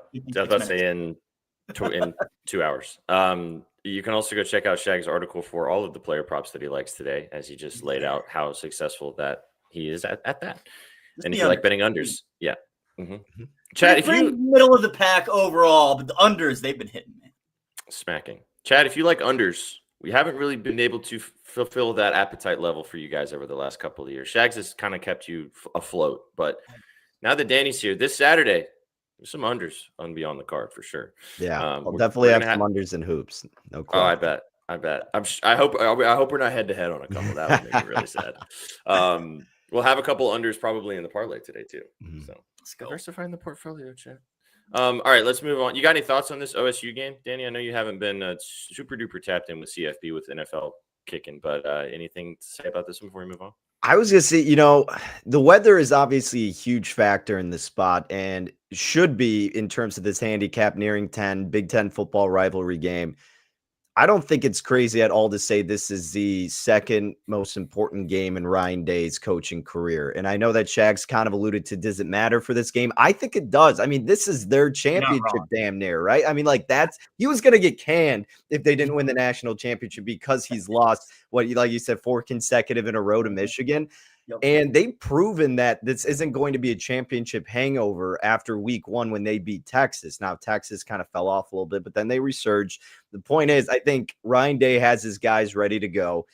The weather, yes, is going to be impactful, but I'm going to trust a better quarterback in Sain and Ohio State, a quarterback that hasn't needed to throw. Like, their offense has been built to play in these kind of crummy conditions. Their first and third and fourth down success rate, 5th and average third down distance. Michigan's 54th and 49th in those respective categories. Under the key number 10, I certainly lean toward Ohio State. You're probably going to get a better number in game, but I think Ryan Day is going to have his guys motivated. You don't want to put the knee down in any last game of the year going into a conference championship game. They're still vying for the number 1 seed because if you lose to Indiana and, all this and that, I think you got to keep your foot on the pedal, and especially in the most important rivalry in college football. I did make a friendly wager with a buddy's dad who's a Michigan fan, so I will be rooting for Ohio State he gave me 9, so I'm laying 9 with Ohio State. Ooh, okay. We'll probably be waiting for a better in-game number with them because I do think Michigan will be able to kind of contain their running game to some degree here to where we'll probably get under 7. And that's where I'll look to attack Ohio State. But honestly, I don't love it enough because it is a lot of points in a rivalry game on the road, crappy weather. So I completely understand if anybody's taken double digits with the Wolverines. That's what Colby and I talked about earlier this week. It was actually 10 and a hook earlier this week, and we were like, yeah, with that hook, probably gotta take Wolverines. No, it's a good number. What is the friendly wager? Did you guys wager money or? We just wagered money. So he's a big Michigan guy. So this is actually. The guy whose wedding I was at, this is his dad. So that same weekend when the groom gave you guys the bet that I was betting against him because I took Northwestern in that game. And that's when Northwestern almost beat Michigan. I was like, all right, I'll take the points with Northwestern just out of spite. And he was like, hey, as long as Michigan won, he was happy to pay the bet that Northwestern covered, but was glad that his Wolverines pulled it out. So he's a big fan. He'll be chirping me on Twitter. And we just threw like a friendly, like $50 on the spread. So. There you go. A little friendly back and forth from the wedding. Probably a few drinks deep too, which is always the best time. No doubt. All right, well, let's turn the page. That one kicks off here at noon. Another one this afternoon. I'm going to just go ahead and get this one out of the way. Vanderbilt taking on Tennessee in Rocky Top in Neyland Stadium later today at 2:30 Eastern, 2:30 Central, 3:30 Eastern. The Doors come in as 2.5-point dogs. Tennessee 2.5-point faves. Obviously, this is a massive rivalry game in Tennessee. I already booked the Doors, Shag, so you can break my heart if you want to, but I actually teased them up a little bit. I took them to +5, I think 4.5 last night, and I used a boost to get it down to like -110-ish just to make sure. But I'll probably be sprinkling on the money line for Vanderbilt. Diego Pavia, this is probably his last game of relevance in college football. So I think that he comes out and probably tries to silence the 100,000 that are going to be loud down there in Knoxville today. So chalky, I got the hat on my head, like following this team all season long. I think that he's going to have some stuff to say today, though. It's a huge total, 66.5. But you can talk about it further now since you've broken it down a lot more extensively than I have. What's your kind of reads with this game? I'll be honest, there is no read. This game doesn't matter to anyone but these two teams. That's all this is a little in-state rivalry matchup.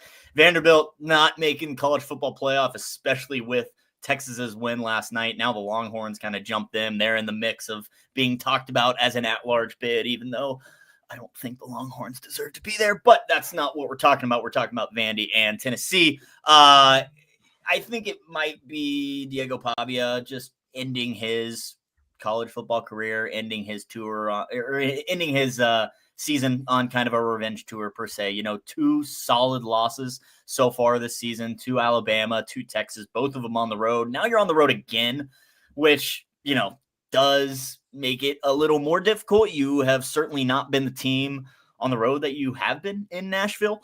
But I don't know what Tennessee really wants to play for either. It's really just pride at this point. Tennessee, I mean, both these teams have great losses. Like, all their losses are respectable in my eyes, and they've handled business elsewhere. So I wish this game meant more to college football playoff implications and whatnot, but I could see Diego Pavia just willing his team to a victory here. Here's the thing. If Diego Pavia is going to play like he has the past 3 games, then Vanderbilt is absolutely the right side. And you're seeing that reflected in the betting market, then moving across to key number 3, now just catching 2 in the hook. I would have liked to get Tennessee, or honestly, I just would have wished that Tennessee had a better defense, because offensively they were such a fun watch with Aguilar, and they just could never hold their own on that side of the ball. And it was kind of a squandered season because of that. But I guess I haven't bet it yet. But after hearing you guys talk about it and kind of exude some confidence, I may end up with Vandy here. Because when I think of Pavia, the 2 games I really watched him was that Mizzou game, and then obviously LSU, and then Texas. But I stopped watching once he started padding his stats toward the end. But I'm not going to lie, he did not look good. And that's when he started his Heisman campaign. And he just looked very, very average. The running game was the main reason for why they were having success, and Diego wasn't doing too much. And again, now you look at the last 2 games, granted overtime, but still 377 yards against Auburn, completed 25 of 33, 3 touchdowns, no picks.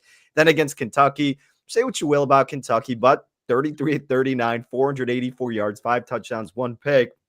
Now you're going up against a Tennessee defense, 94th in EPA per pass play. They're 101st in pass success rate allowed, and they're really bad against. They're worse against the run, actually. So as long as Vanderbilt doesn't turn the ball over and can at least get a stop or 2 against Tennessee, Vanderbilt probably should win this game. Thanks, boys. Go Doors. Thanks for making me feel that way. Yeah, go Doors. Anchor down. Really, thank you. Any thoughts? I kind of like the over too. I think this game could just turn into an absolute shootout. Tennessee can't stop anybody. So yeah. I mean, you've got a high total for a reason. My worry would be Vandy likes to run the ball way too much and will keep the clock churning, won't move the ball in bunches as much as Tennessee will, but I think the total's up there for a reason. Sure. All right. Maybe I can convince you guys to put Vandy in the points in the parlay. We'll get there, though. We might have to. Oh, Daniel likes it. We can go there then. See. The Iron Bowl taking on the Auburn Tigers, taking on Alabama. Huge game for Alabama, obviously. 5.5-point faves. It's kind of all I know about this, so I'll let you kind of take it away, Shags. What do you kind of think about this one? Yeah, I wish I snagged Alabama when they were 3.5 earlier this week. It's now ticked up 2 points, as you can see. Still not a full touchdown, but I'm not necessarily rushing to back them at the 5.5 because Auburn's, frisky. They got, nothing but pride to play for, really. But it is a rivalry game. They're going to wake up. They're going to try and spoil Bama's season. And Bama needs this game pretty badly. Yes, this win will put them in the SEC championship, but a loss could put them out of the playoff. I mean, I don't think that would be the case, but you're certainly in that discussion just where you're currently ranked right now.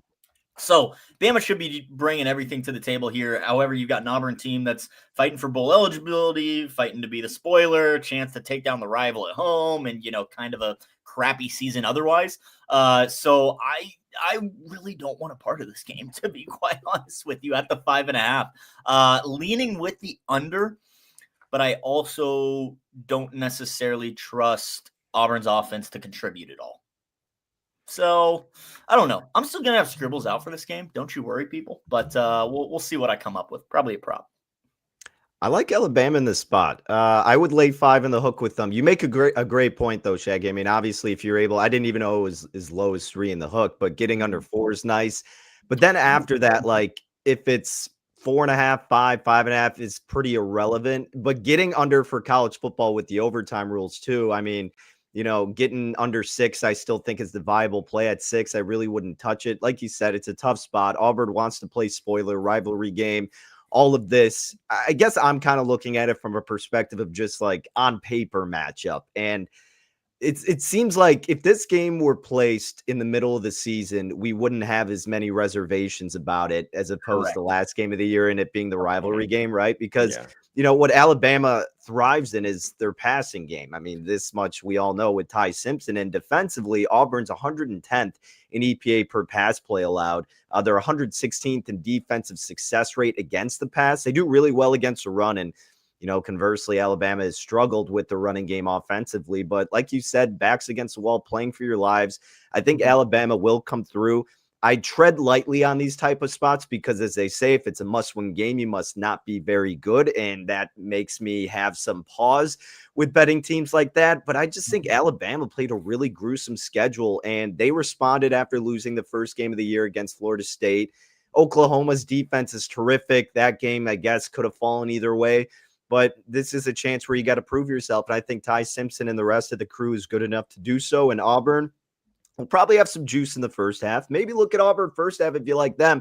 But I think eventually the talent and skill will outweigh what Auburn presents. And that's where you'll see the Crimson Tide be able to cover 5 in the hook. Well, like you guys mentioned, too, this is the game not only because of the rivalry aspect, but also due to the fact, especially with Texas winning yesterday, like you mentioned, Shags, like this is a big game now for Alabama for that reason as well, for the playoff standings. Like this is the stamp of like, okay, we're here versus, not at all. So let's finish it off here, boys, with the last one, and then we'll switch to hoops. Miami taking on Pittsburgh, 6.5-point favorites are the Canes here on the road. DB, I'll let you go first with this one since Shaq's kind of talked about it all week. You got any thoughts on this game? I was almost about to dig into this one. Unfortunately, I actually didn't look too much in it. I do think we're going to see a pretty damn good performance from Carson Beck here. I think this is a spot where you can maybe look at some of his props. He's going to pad some of his stats. And look, Pitt's kind of been a team that I've avoided this year. Just like, they're very formidable, but I just haven't had that strong of a read on them one way or the other. Offensively, they've really struggled with third down, though. Third down success rate, this could be the big difference. 35.1%. They're 124th in the country. They're 125th in average third down distance. So on the other side, defensively, Miami's 8th and 7th in those regards. So I think that's going to be a big spot in this game here. I lean Miami. I don't know if I'm fully there to trust them because in spots, like I haven't watched them that much. I only have really caught the clips of them, but in a couple of games where I've sat down and watched, it's just they're making things very uncomfortable. I know it's a completely different team at this point of the season, but I think this is going to be a fun game. I think it is going to be back and forth for a while, but Miami will be able to pull through. I haven't looked at Beck's props, but some of the sites that I trust and looking at some stats, they're pretty high on him today. So I kind of like him, and maybe we'll dabble with some of those. I'll kind of pull them up while Shags, shares his thoughts on this game. But yeah, I guess I lean Miami. Yep, I am right there with you. This is like the first round of sub-state in high school where you've got the undefeated number 1 overall seed that gets to just beat up on a number 8 seed that's happy to be there. That's Pitt. They're the number 8 seed. Miami's just so much more talented.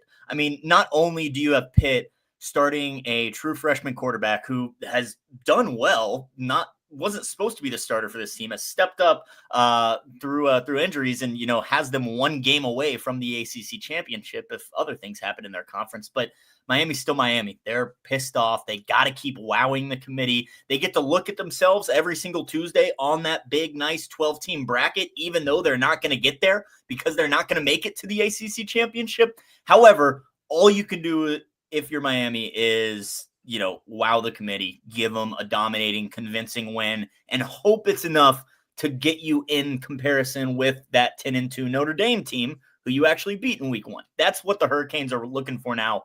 All they can do, their destiny's out of their own hands. All you can do is run up the score against this Pitt team, leave no doubt, and hope it's enough for an at-large bid. I think Miami wins this game by double digits easy. I'm not a fan of Pitt. I definitely think it goes over because I'm really not a fan of Pitt's defense. And Danny, as you mentioned, I think Carson Beck props could be huge in this game. So Shags, his passing touchdowns 1.5. He could get as low as minus $114, but he's circulating more around like minus 118, minus 120. I kind of like that look for him. I know, Owen. I turned it off. I turned it off because Leeds scored 2 minutes into the second half. Oh, did you get him to 0? Yeah. I'm rooting for your spread, Dad. Don't worry. Before we tap this college football conversation, there's a lot of other games today, obviously, but those were kind of all the big ones we wanted to talk about. Going into the cold, into the frigid cold, or the hurricanes. Oh no, going into the chilly cold Pittsburgh. I mean, when they finally left Florida, they got beat by SMU at home, and that's not even cold in Dallas. So yeah, they got to go a ways from Florida now. That's a good point, Jimmy. It's not Tua though. Let's not get that too crazy out of control here. All right, let's turn the page. Let's talk some hoops, and then we will. As I said, guys, we're doing a giveaway today on the channel. All you got to do is be watching us on Twitch, twitch.tv/betting news. If you're watching us on YouTube or on X, thanks for being here. I hope you guys are enjoying your best espresso to kick off your Saturday. But we're doing a giveaway at the end of the show, so stick around for a few more mins before we give you the plays on the hardwood. Shags, take it away. I know you've got a couple CBB plays, and then Danny and myself will jump into some professionals today. What are we looking at on the CBB board? Yes, sir. A couple of college hoops plays. This one going off at 1 o'clock Central is the start time. And look at that. You can get a better number than I did. Absolutely love when that happens. Dartmouth and St. Peter's, the Peacocks, under 144, paid $1.15 for it. You can actually get 144.5 right now on Bet Online for -110. But we've got Dartmouth, who absolutely love to run. They are top 25 in pace this season, but they turn the ball over a ton, and they don't crash the offensive glass at all. Plus, Dartmouth chucks up a bunch of threes and doesn't make them. They're top 25 in three-point rate this season, but they drop all the way down to number 163 in three-point percentage offense. St. Peter's is kind of the same way, at least shooting-wise. They're number 63 in three-point rate, so they love to chuck up a bunch of threes too, but they drop all the way to 210th in three-point percentage. So both these teams chucking up a bunch of threes. I don't know how many are actually going to go in the hoop. St. Peter's a team that plays very, very slow as well. They're at home, so I think they're going to control the pace of this game. Only have had 2 games go over 70 possessions. I think we keep this one closer to 67, 68 possessions. And, you know, they're built on defense too. St. Peter's is a team that loves defense. It's in their culture, and it hasn't been performing very well so far this season. I think we're going to see some progression from them defensively in this game, slowing down the Big Green, who are going to like to run. But Peacocks control the pace of the game. They're top 10 at forcing turnovers as well. Dartmouth struggles to take care of the ball, so St. Peter's could see a lot of steals turning into long possessions on the other side of the floor. Ultimately, though, I don't trust either offense to get us over this number, especially considering the low amount of trips up and down the floor we're going to have in this game. So Dartmouth and St. Peter's under 144. Get a better number than I did right now at Bet Online. And then late night out in Oregon, we're back in the Beavers.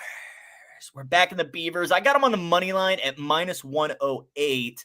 They are up to -2, -128 on the money line.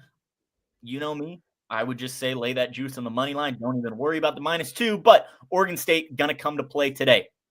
They've lost 4 straight. All of those games were on the road or neutral site. They're 3-0 at home, and they're back at home today where they host the Cal Baptist Lancers. Now, the Lancers, they're undefeated, but who have they played? Have they been tested? The answer is no. Cal Baptist, they're a very slow team that they rebound and defend very, very well, but they are allergic to any shot from beyond the arc. And I think their numbers are a little inflated due to their lack of competition. Cal Baptist 6-0, but their toughest opponent was outside of the top 100. They've only played 2 teams inside the top 200 in the nation. They've been beating up on essentially, you know, the bottom 150 teams. They've been beating up on nobodies. The Beavers, Oregon State, they have played 6 of 7 opponents within the top 180, within essentially the top half of the country. More battle-tested at home on a 4-game losing streak. Why are they favored? Because they're going to win this game. Give me Oregon State at home against a Cal Baptist team that's in for a rude awakening in my eyes. That's what we got. A couple CBB plays. I'm feeling like late night Beav's going to take us home. Just saying. I'm feeling like some late night Beaver action might be might be taking us to the promised land. All right, let's turn the page and we'll talk about the professionals. Yesterday, Danny, did you watch some NBA last night, my man? I know you were at Boot and a Boot. I don't know if you got to see any of the NBA last night. I did not, unfortunately. I know we had the Luka revenge game, though, right? Luka revenge against the Mavs went crazy. 30. I mean, it's at this point, it's just normal for him to score 35 points. That's where his line's usually sitting at, which is nuts. But we had crazy triple doubles last night. Cade Cunningham went crazy. Jalen Johnson went crazy. Donovan Mitchell had a 40-piece last night. Just performances out the ass last night. SGA was spectacular against the Suns. It was incredible for the Cup last night. But we have big games today. Again, we're turning the page now. No Cup games today, so that kind of changes the math. We're seeing some smaller totals in comparison to what we saw yesterday due to the fact that these games weren't Cup games, or these games today aren't Cup games. I'll let you go first. I know you got some unders for the kids. I'm sure you got a couple other props as well. But what do you like today? And then I'll jump into what I've got.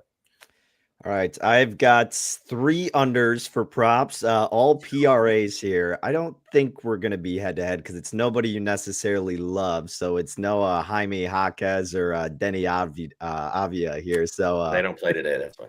Yeah, so I think we'll be okay. Miles Bridges under 33.5 points, rebounds, and assists. He's averaging about 33 this entire year with those combined. He's going against this Raptors squad who are middle of the pack rebounding, but defensively speaking, they're coming off 2 days rest, so they'll have some strong legs to play defensively. They're 3rd in defensive points per 100 possessions allowed, 7th in defensive effective field goal percentage. Offensively for Bridges, a majority of his shots, 43%, are coming from beyond the perimeter. Toronto is 2nd in 3-point defensive effective field goal percentage allowed. They're also 8th in opponent assists allowed per game. So I think this is going to be a little bit lower of a spot here for Miles Bridges, selling on him at 33.5. Another guy representing my Bulls a little bit here, Pascal Siakam under 37.5 points, rebounds, and assists. Now, 38.5 was offered, but more commonly 37.5 was available. I still think you're safe there. I think at most he gets about 36. You get both teams coming off the second leg of a back-to-back, but you look at his shot selection, and it was funny. Like, the Bulls were outstanding defending the 3-ball last year, and at the beginning of this year hasn't been the same. But where they have improved is defending around mid-range. The Bulls allow the 3rd fewest shot attempts from mid-range territory, and they're 2nd in opponent field goal percentage from mid-range. That's where 51% of Pascal Siakam's shot attempts are coming from. So that should hinder his scoring department and keep him lower from the points, rebounds, and assists at 37.5. Certainly he can pad those numbers with his rebounds, assists. You're not too worried. But as long as they can keep him limited with his scoring, he should stay under this combined stat. And then a little bit of a random play here, but how about Terrence Mann under 18.5 points, rebounds, and assists, minus $1.14.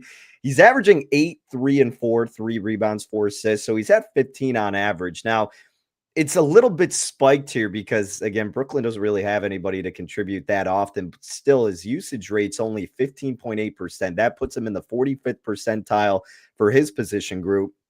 Points per shot attempt, his number is 114.2. That puts him in the 43rd percentile for his position group. Not good on either for anybody kind of unfamiliar with those numbers. Now, Milwaukee's defense has certainly regressed, but both of these teams also coming off no days of rest. We'll kind of see how that impacts his play overall. But even this season, he's averaging about 15 to 16 total points, rebounds, and assists. And this month, it's still around the same. So why are we getting the spike? Is it just because of the matchup? Perhaps, but I'm not willing to invest in it. I'm going to sell high on Mann under 18.5 points, rebounds, and assists. Go to muted. Oh, I've never seen SPJ muted before. First time. Whoa. It's because I took a bad sip of my coffee and I was coughing and I didn't want to mess up your cell job and I forgot to unmute myself. Yeah, I was dying for a second. It's nice that we're not on the opposite side of anything today, Danny. Because I was a little worried because I did take some PRAs that I like that are some over spots, and I was like, "Oh." You usually get the best of me, honestly. I think when we're head to head in hoops so far, I think football I've got you beat, NBA you've got me beat. Yeah, we should start doing some head to heads in the NBA. That could be fun. I just never like going head to head with my friends, though. It's never fun. I'm not that type of better. All right, I'll kick us off then. These are some overs, Chad. If you want to dabble in some overs today, we might have to sneak one of these unders in. I really like the Bridges one quite a bit. I think that's a good spot for his under, especially especially after what we saw from him yesterday. A lot of these teams are playing on back-to-backs, so you've got to deal with that aspect of things, which again, a lot of these totals are in the 225 range, which is kind of abnormal for the start of the NBA season. There are some overs that are in the 240s, though. We'll talk about the Bulls in game in a second, but I want to start us off with talking about what Cade did yesterday. Cade Cunningham was spectacular last night, triple-double. Didn't end up getting the job done and winning the game against the Magic, which was crazy, but he had 39 points, 13 rebounds, and 11 assists. Now, SPJ, why would you take a guy's PRA after a ginormous performance on the back-to-back? Well, I'm going to. Give me the 44.5 PRA for Cade Cunningham. This is also about the matchup, too. Against the Miami Heat, one of the fastest-paced teams in the NBA. It's slowed down a tiny bit since Tyler Hero has returned, but 2 games that he's played against the Miami Heat in back-to-back games. Last year, he had a game against them in March. He had 25, 12, and 11. The game before that, he had 20, 11, and 18 assists against this Miami Heat team. I done sprinkled the triple-double then for plus 1,000. Oh, I thought it was to score a touchdown. I was like, this guy's going to have a day. Scoring a big old touchdown, my man. No, I got a fantastic number on the triple-double. Shop around as always. There are some like plus 500s, plus 450s out there as well. But I did sprinkle on the triple-double for Cade on back-to-back nights. Also, the way that he's been playing, I think that if he continues playing this way, he's going to continue to be in the MVP conversation. I don't know. That was one of my picks. Yeah, I was going to say, is he a legit threat now? That's what I love to see. Him and Wemby were a couple of my plays. Yeah, the Wemby health issue is going to be a problem, I think, for that ticket. But I like it, dude. I mean, they're the best. I think they're one of the best teams, if not the best team in the East. If he keeps pushing them across the line and having these 25, 30-point triple-double performances, it's SGA's to lose at this point. And I think Luka's right there in the mix as well, or Jokic. But, injuries happen.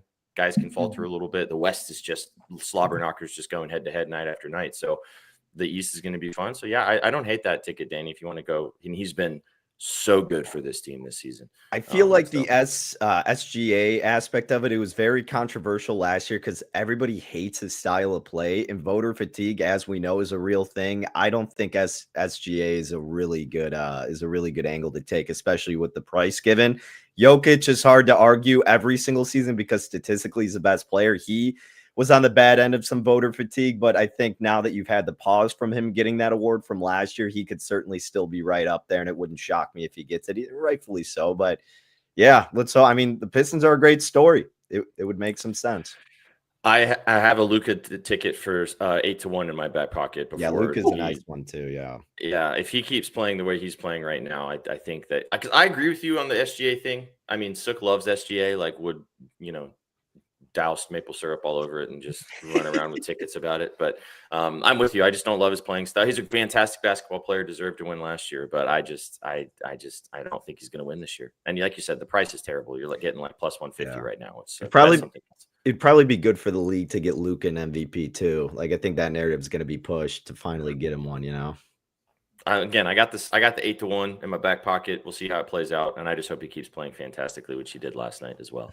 I'll rattle these real fast. I took Jokic 22.5 RA against on a back-to-back in this situation. He burned me so bad yesterday, so I just want to have some stock in him today. So give me Jokic 22.5 rebounds and assists. The triple doubles minus 110.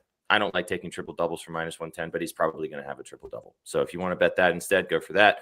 Josh Giddey, same matchup. We're kind of talking about that high total today. The Giddler over 17.5 rebounds and assists minus 125. Also sprinkled the triple double as well if you'd like to get involved with that. Coming off a triple double last night there too. I think Kobe White also may not play after playing last night, still dealing with coming back from that injury. So that would help obviously Giddey's numbers.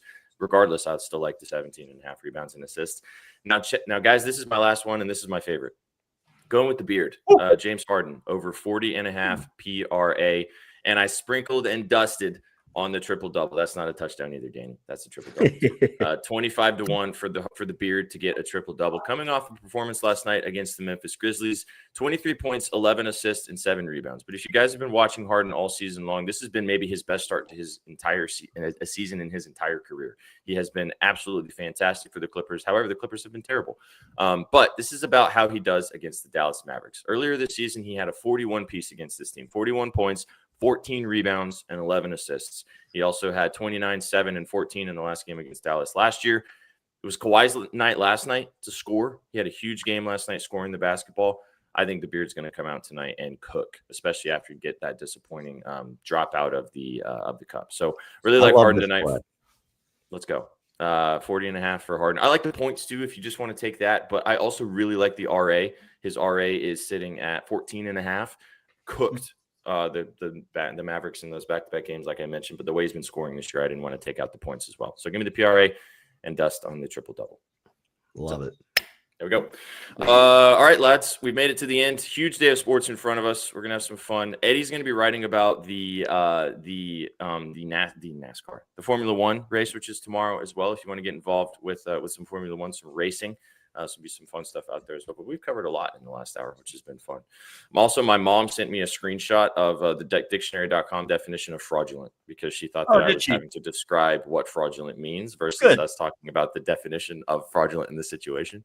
So shout out my mom. Yeah, that's how it goes. All right, boys, let's cook, and then we'll do the giveaway and we'll get out of here. Let you guys enjoy the rest of your Saturday. Let's start us off. Where do we want to go first? You guys want to ride with Andy? The Beavers? Yeah, we can do Vandy. We can do Vandy too. But like super late night, right, Shags? The Oregon State? Yes. Yeah. It's like the latest hoops game tonight. 9 o'clock Central. They're against Cal Baptist. Yes, sir. Minus 120 money line. Good for that. Yeah. Just take the money line. Mm-hmm. That works. Okay. It.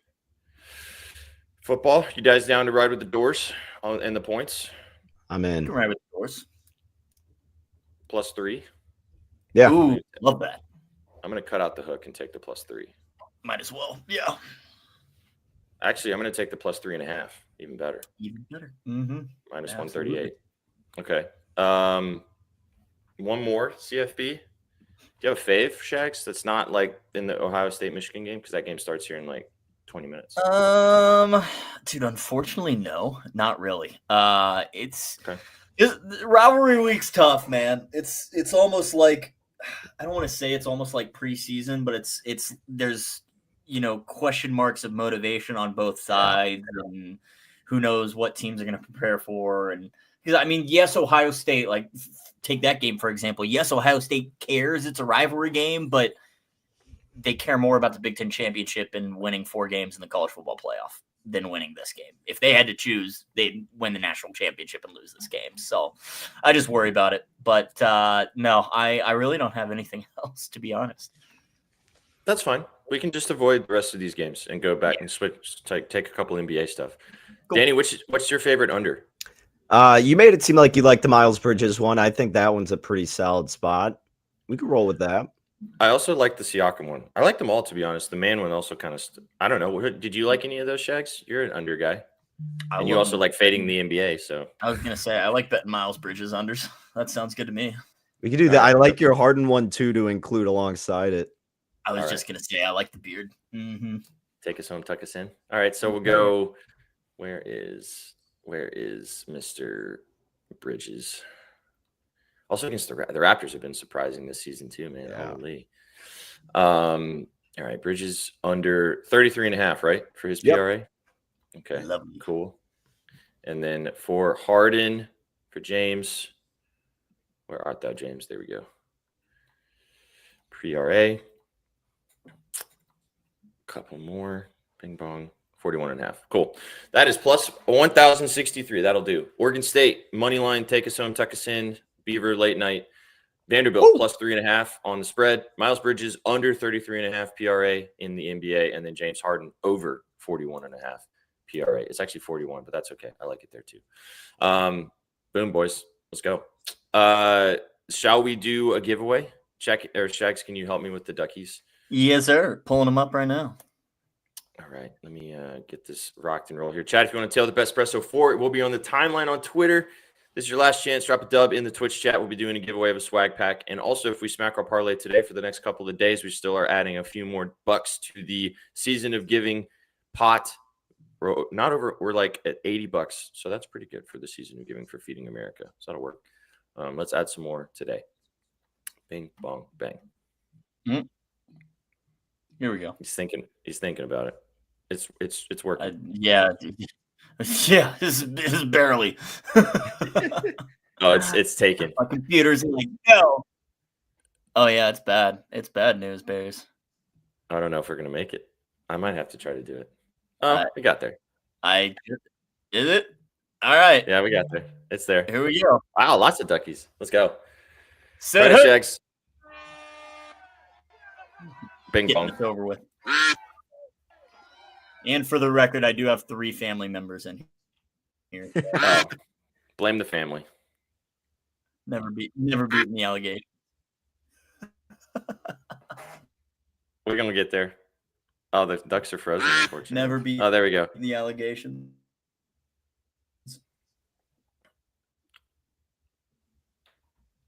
Owen's climbing through the middle. Who's gonna be?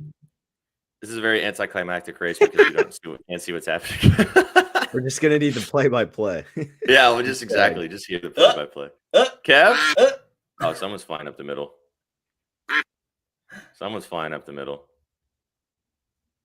I want to say it's Margiela mixing. Yeah. Mixing Margiela, let's go. All right, close the tab, Shags. Burn your computer. Get out of here. Go away. Close it and get rid of it forever and ever. I'm going. Mixing Margiela. There we go. Oh, he's back. Look at him. He's welcome back. You guys were waiting for the end of that race for like 15 extra seconds. I believe it. Oh, yeah. I already knew who the winner was. Damn, let's go. Oh, I gotta love it. Mixing Margiela, send us a message on Twitter. Appreciate you tuning in. Appreciate all you guys for tuning in and hanging out with us to kick off your Saturday, to send it off into the sun for Betspresso, and enjoy the rest of the day, boys. Go follow Shags. Go follow Danny Burke. Follow myself, Sweatpants Jesus. We will be live with you guys tomorrow in the morning for Gridiron Gang to get you ready for NFL, the rest of NFL Week 13. So we'll be live with you guys at 10:30 Eastern. Lads, have a great rest of your Saturday. You got anything else for the kids before we get out of here? Nope. Enjoy the day. Best of luck, everyone. Absolutely. You guys came for the winners and you stayed for the vibes. Have a fantastic Saturday. Enjoy the games. Bet responsibly as always. And we'll see you on the next one. Take it easy, chat. Peace. What you know about rolling down in the deep?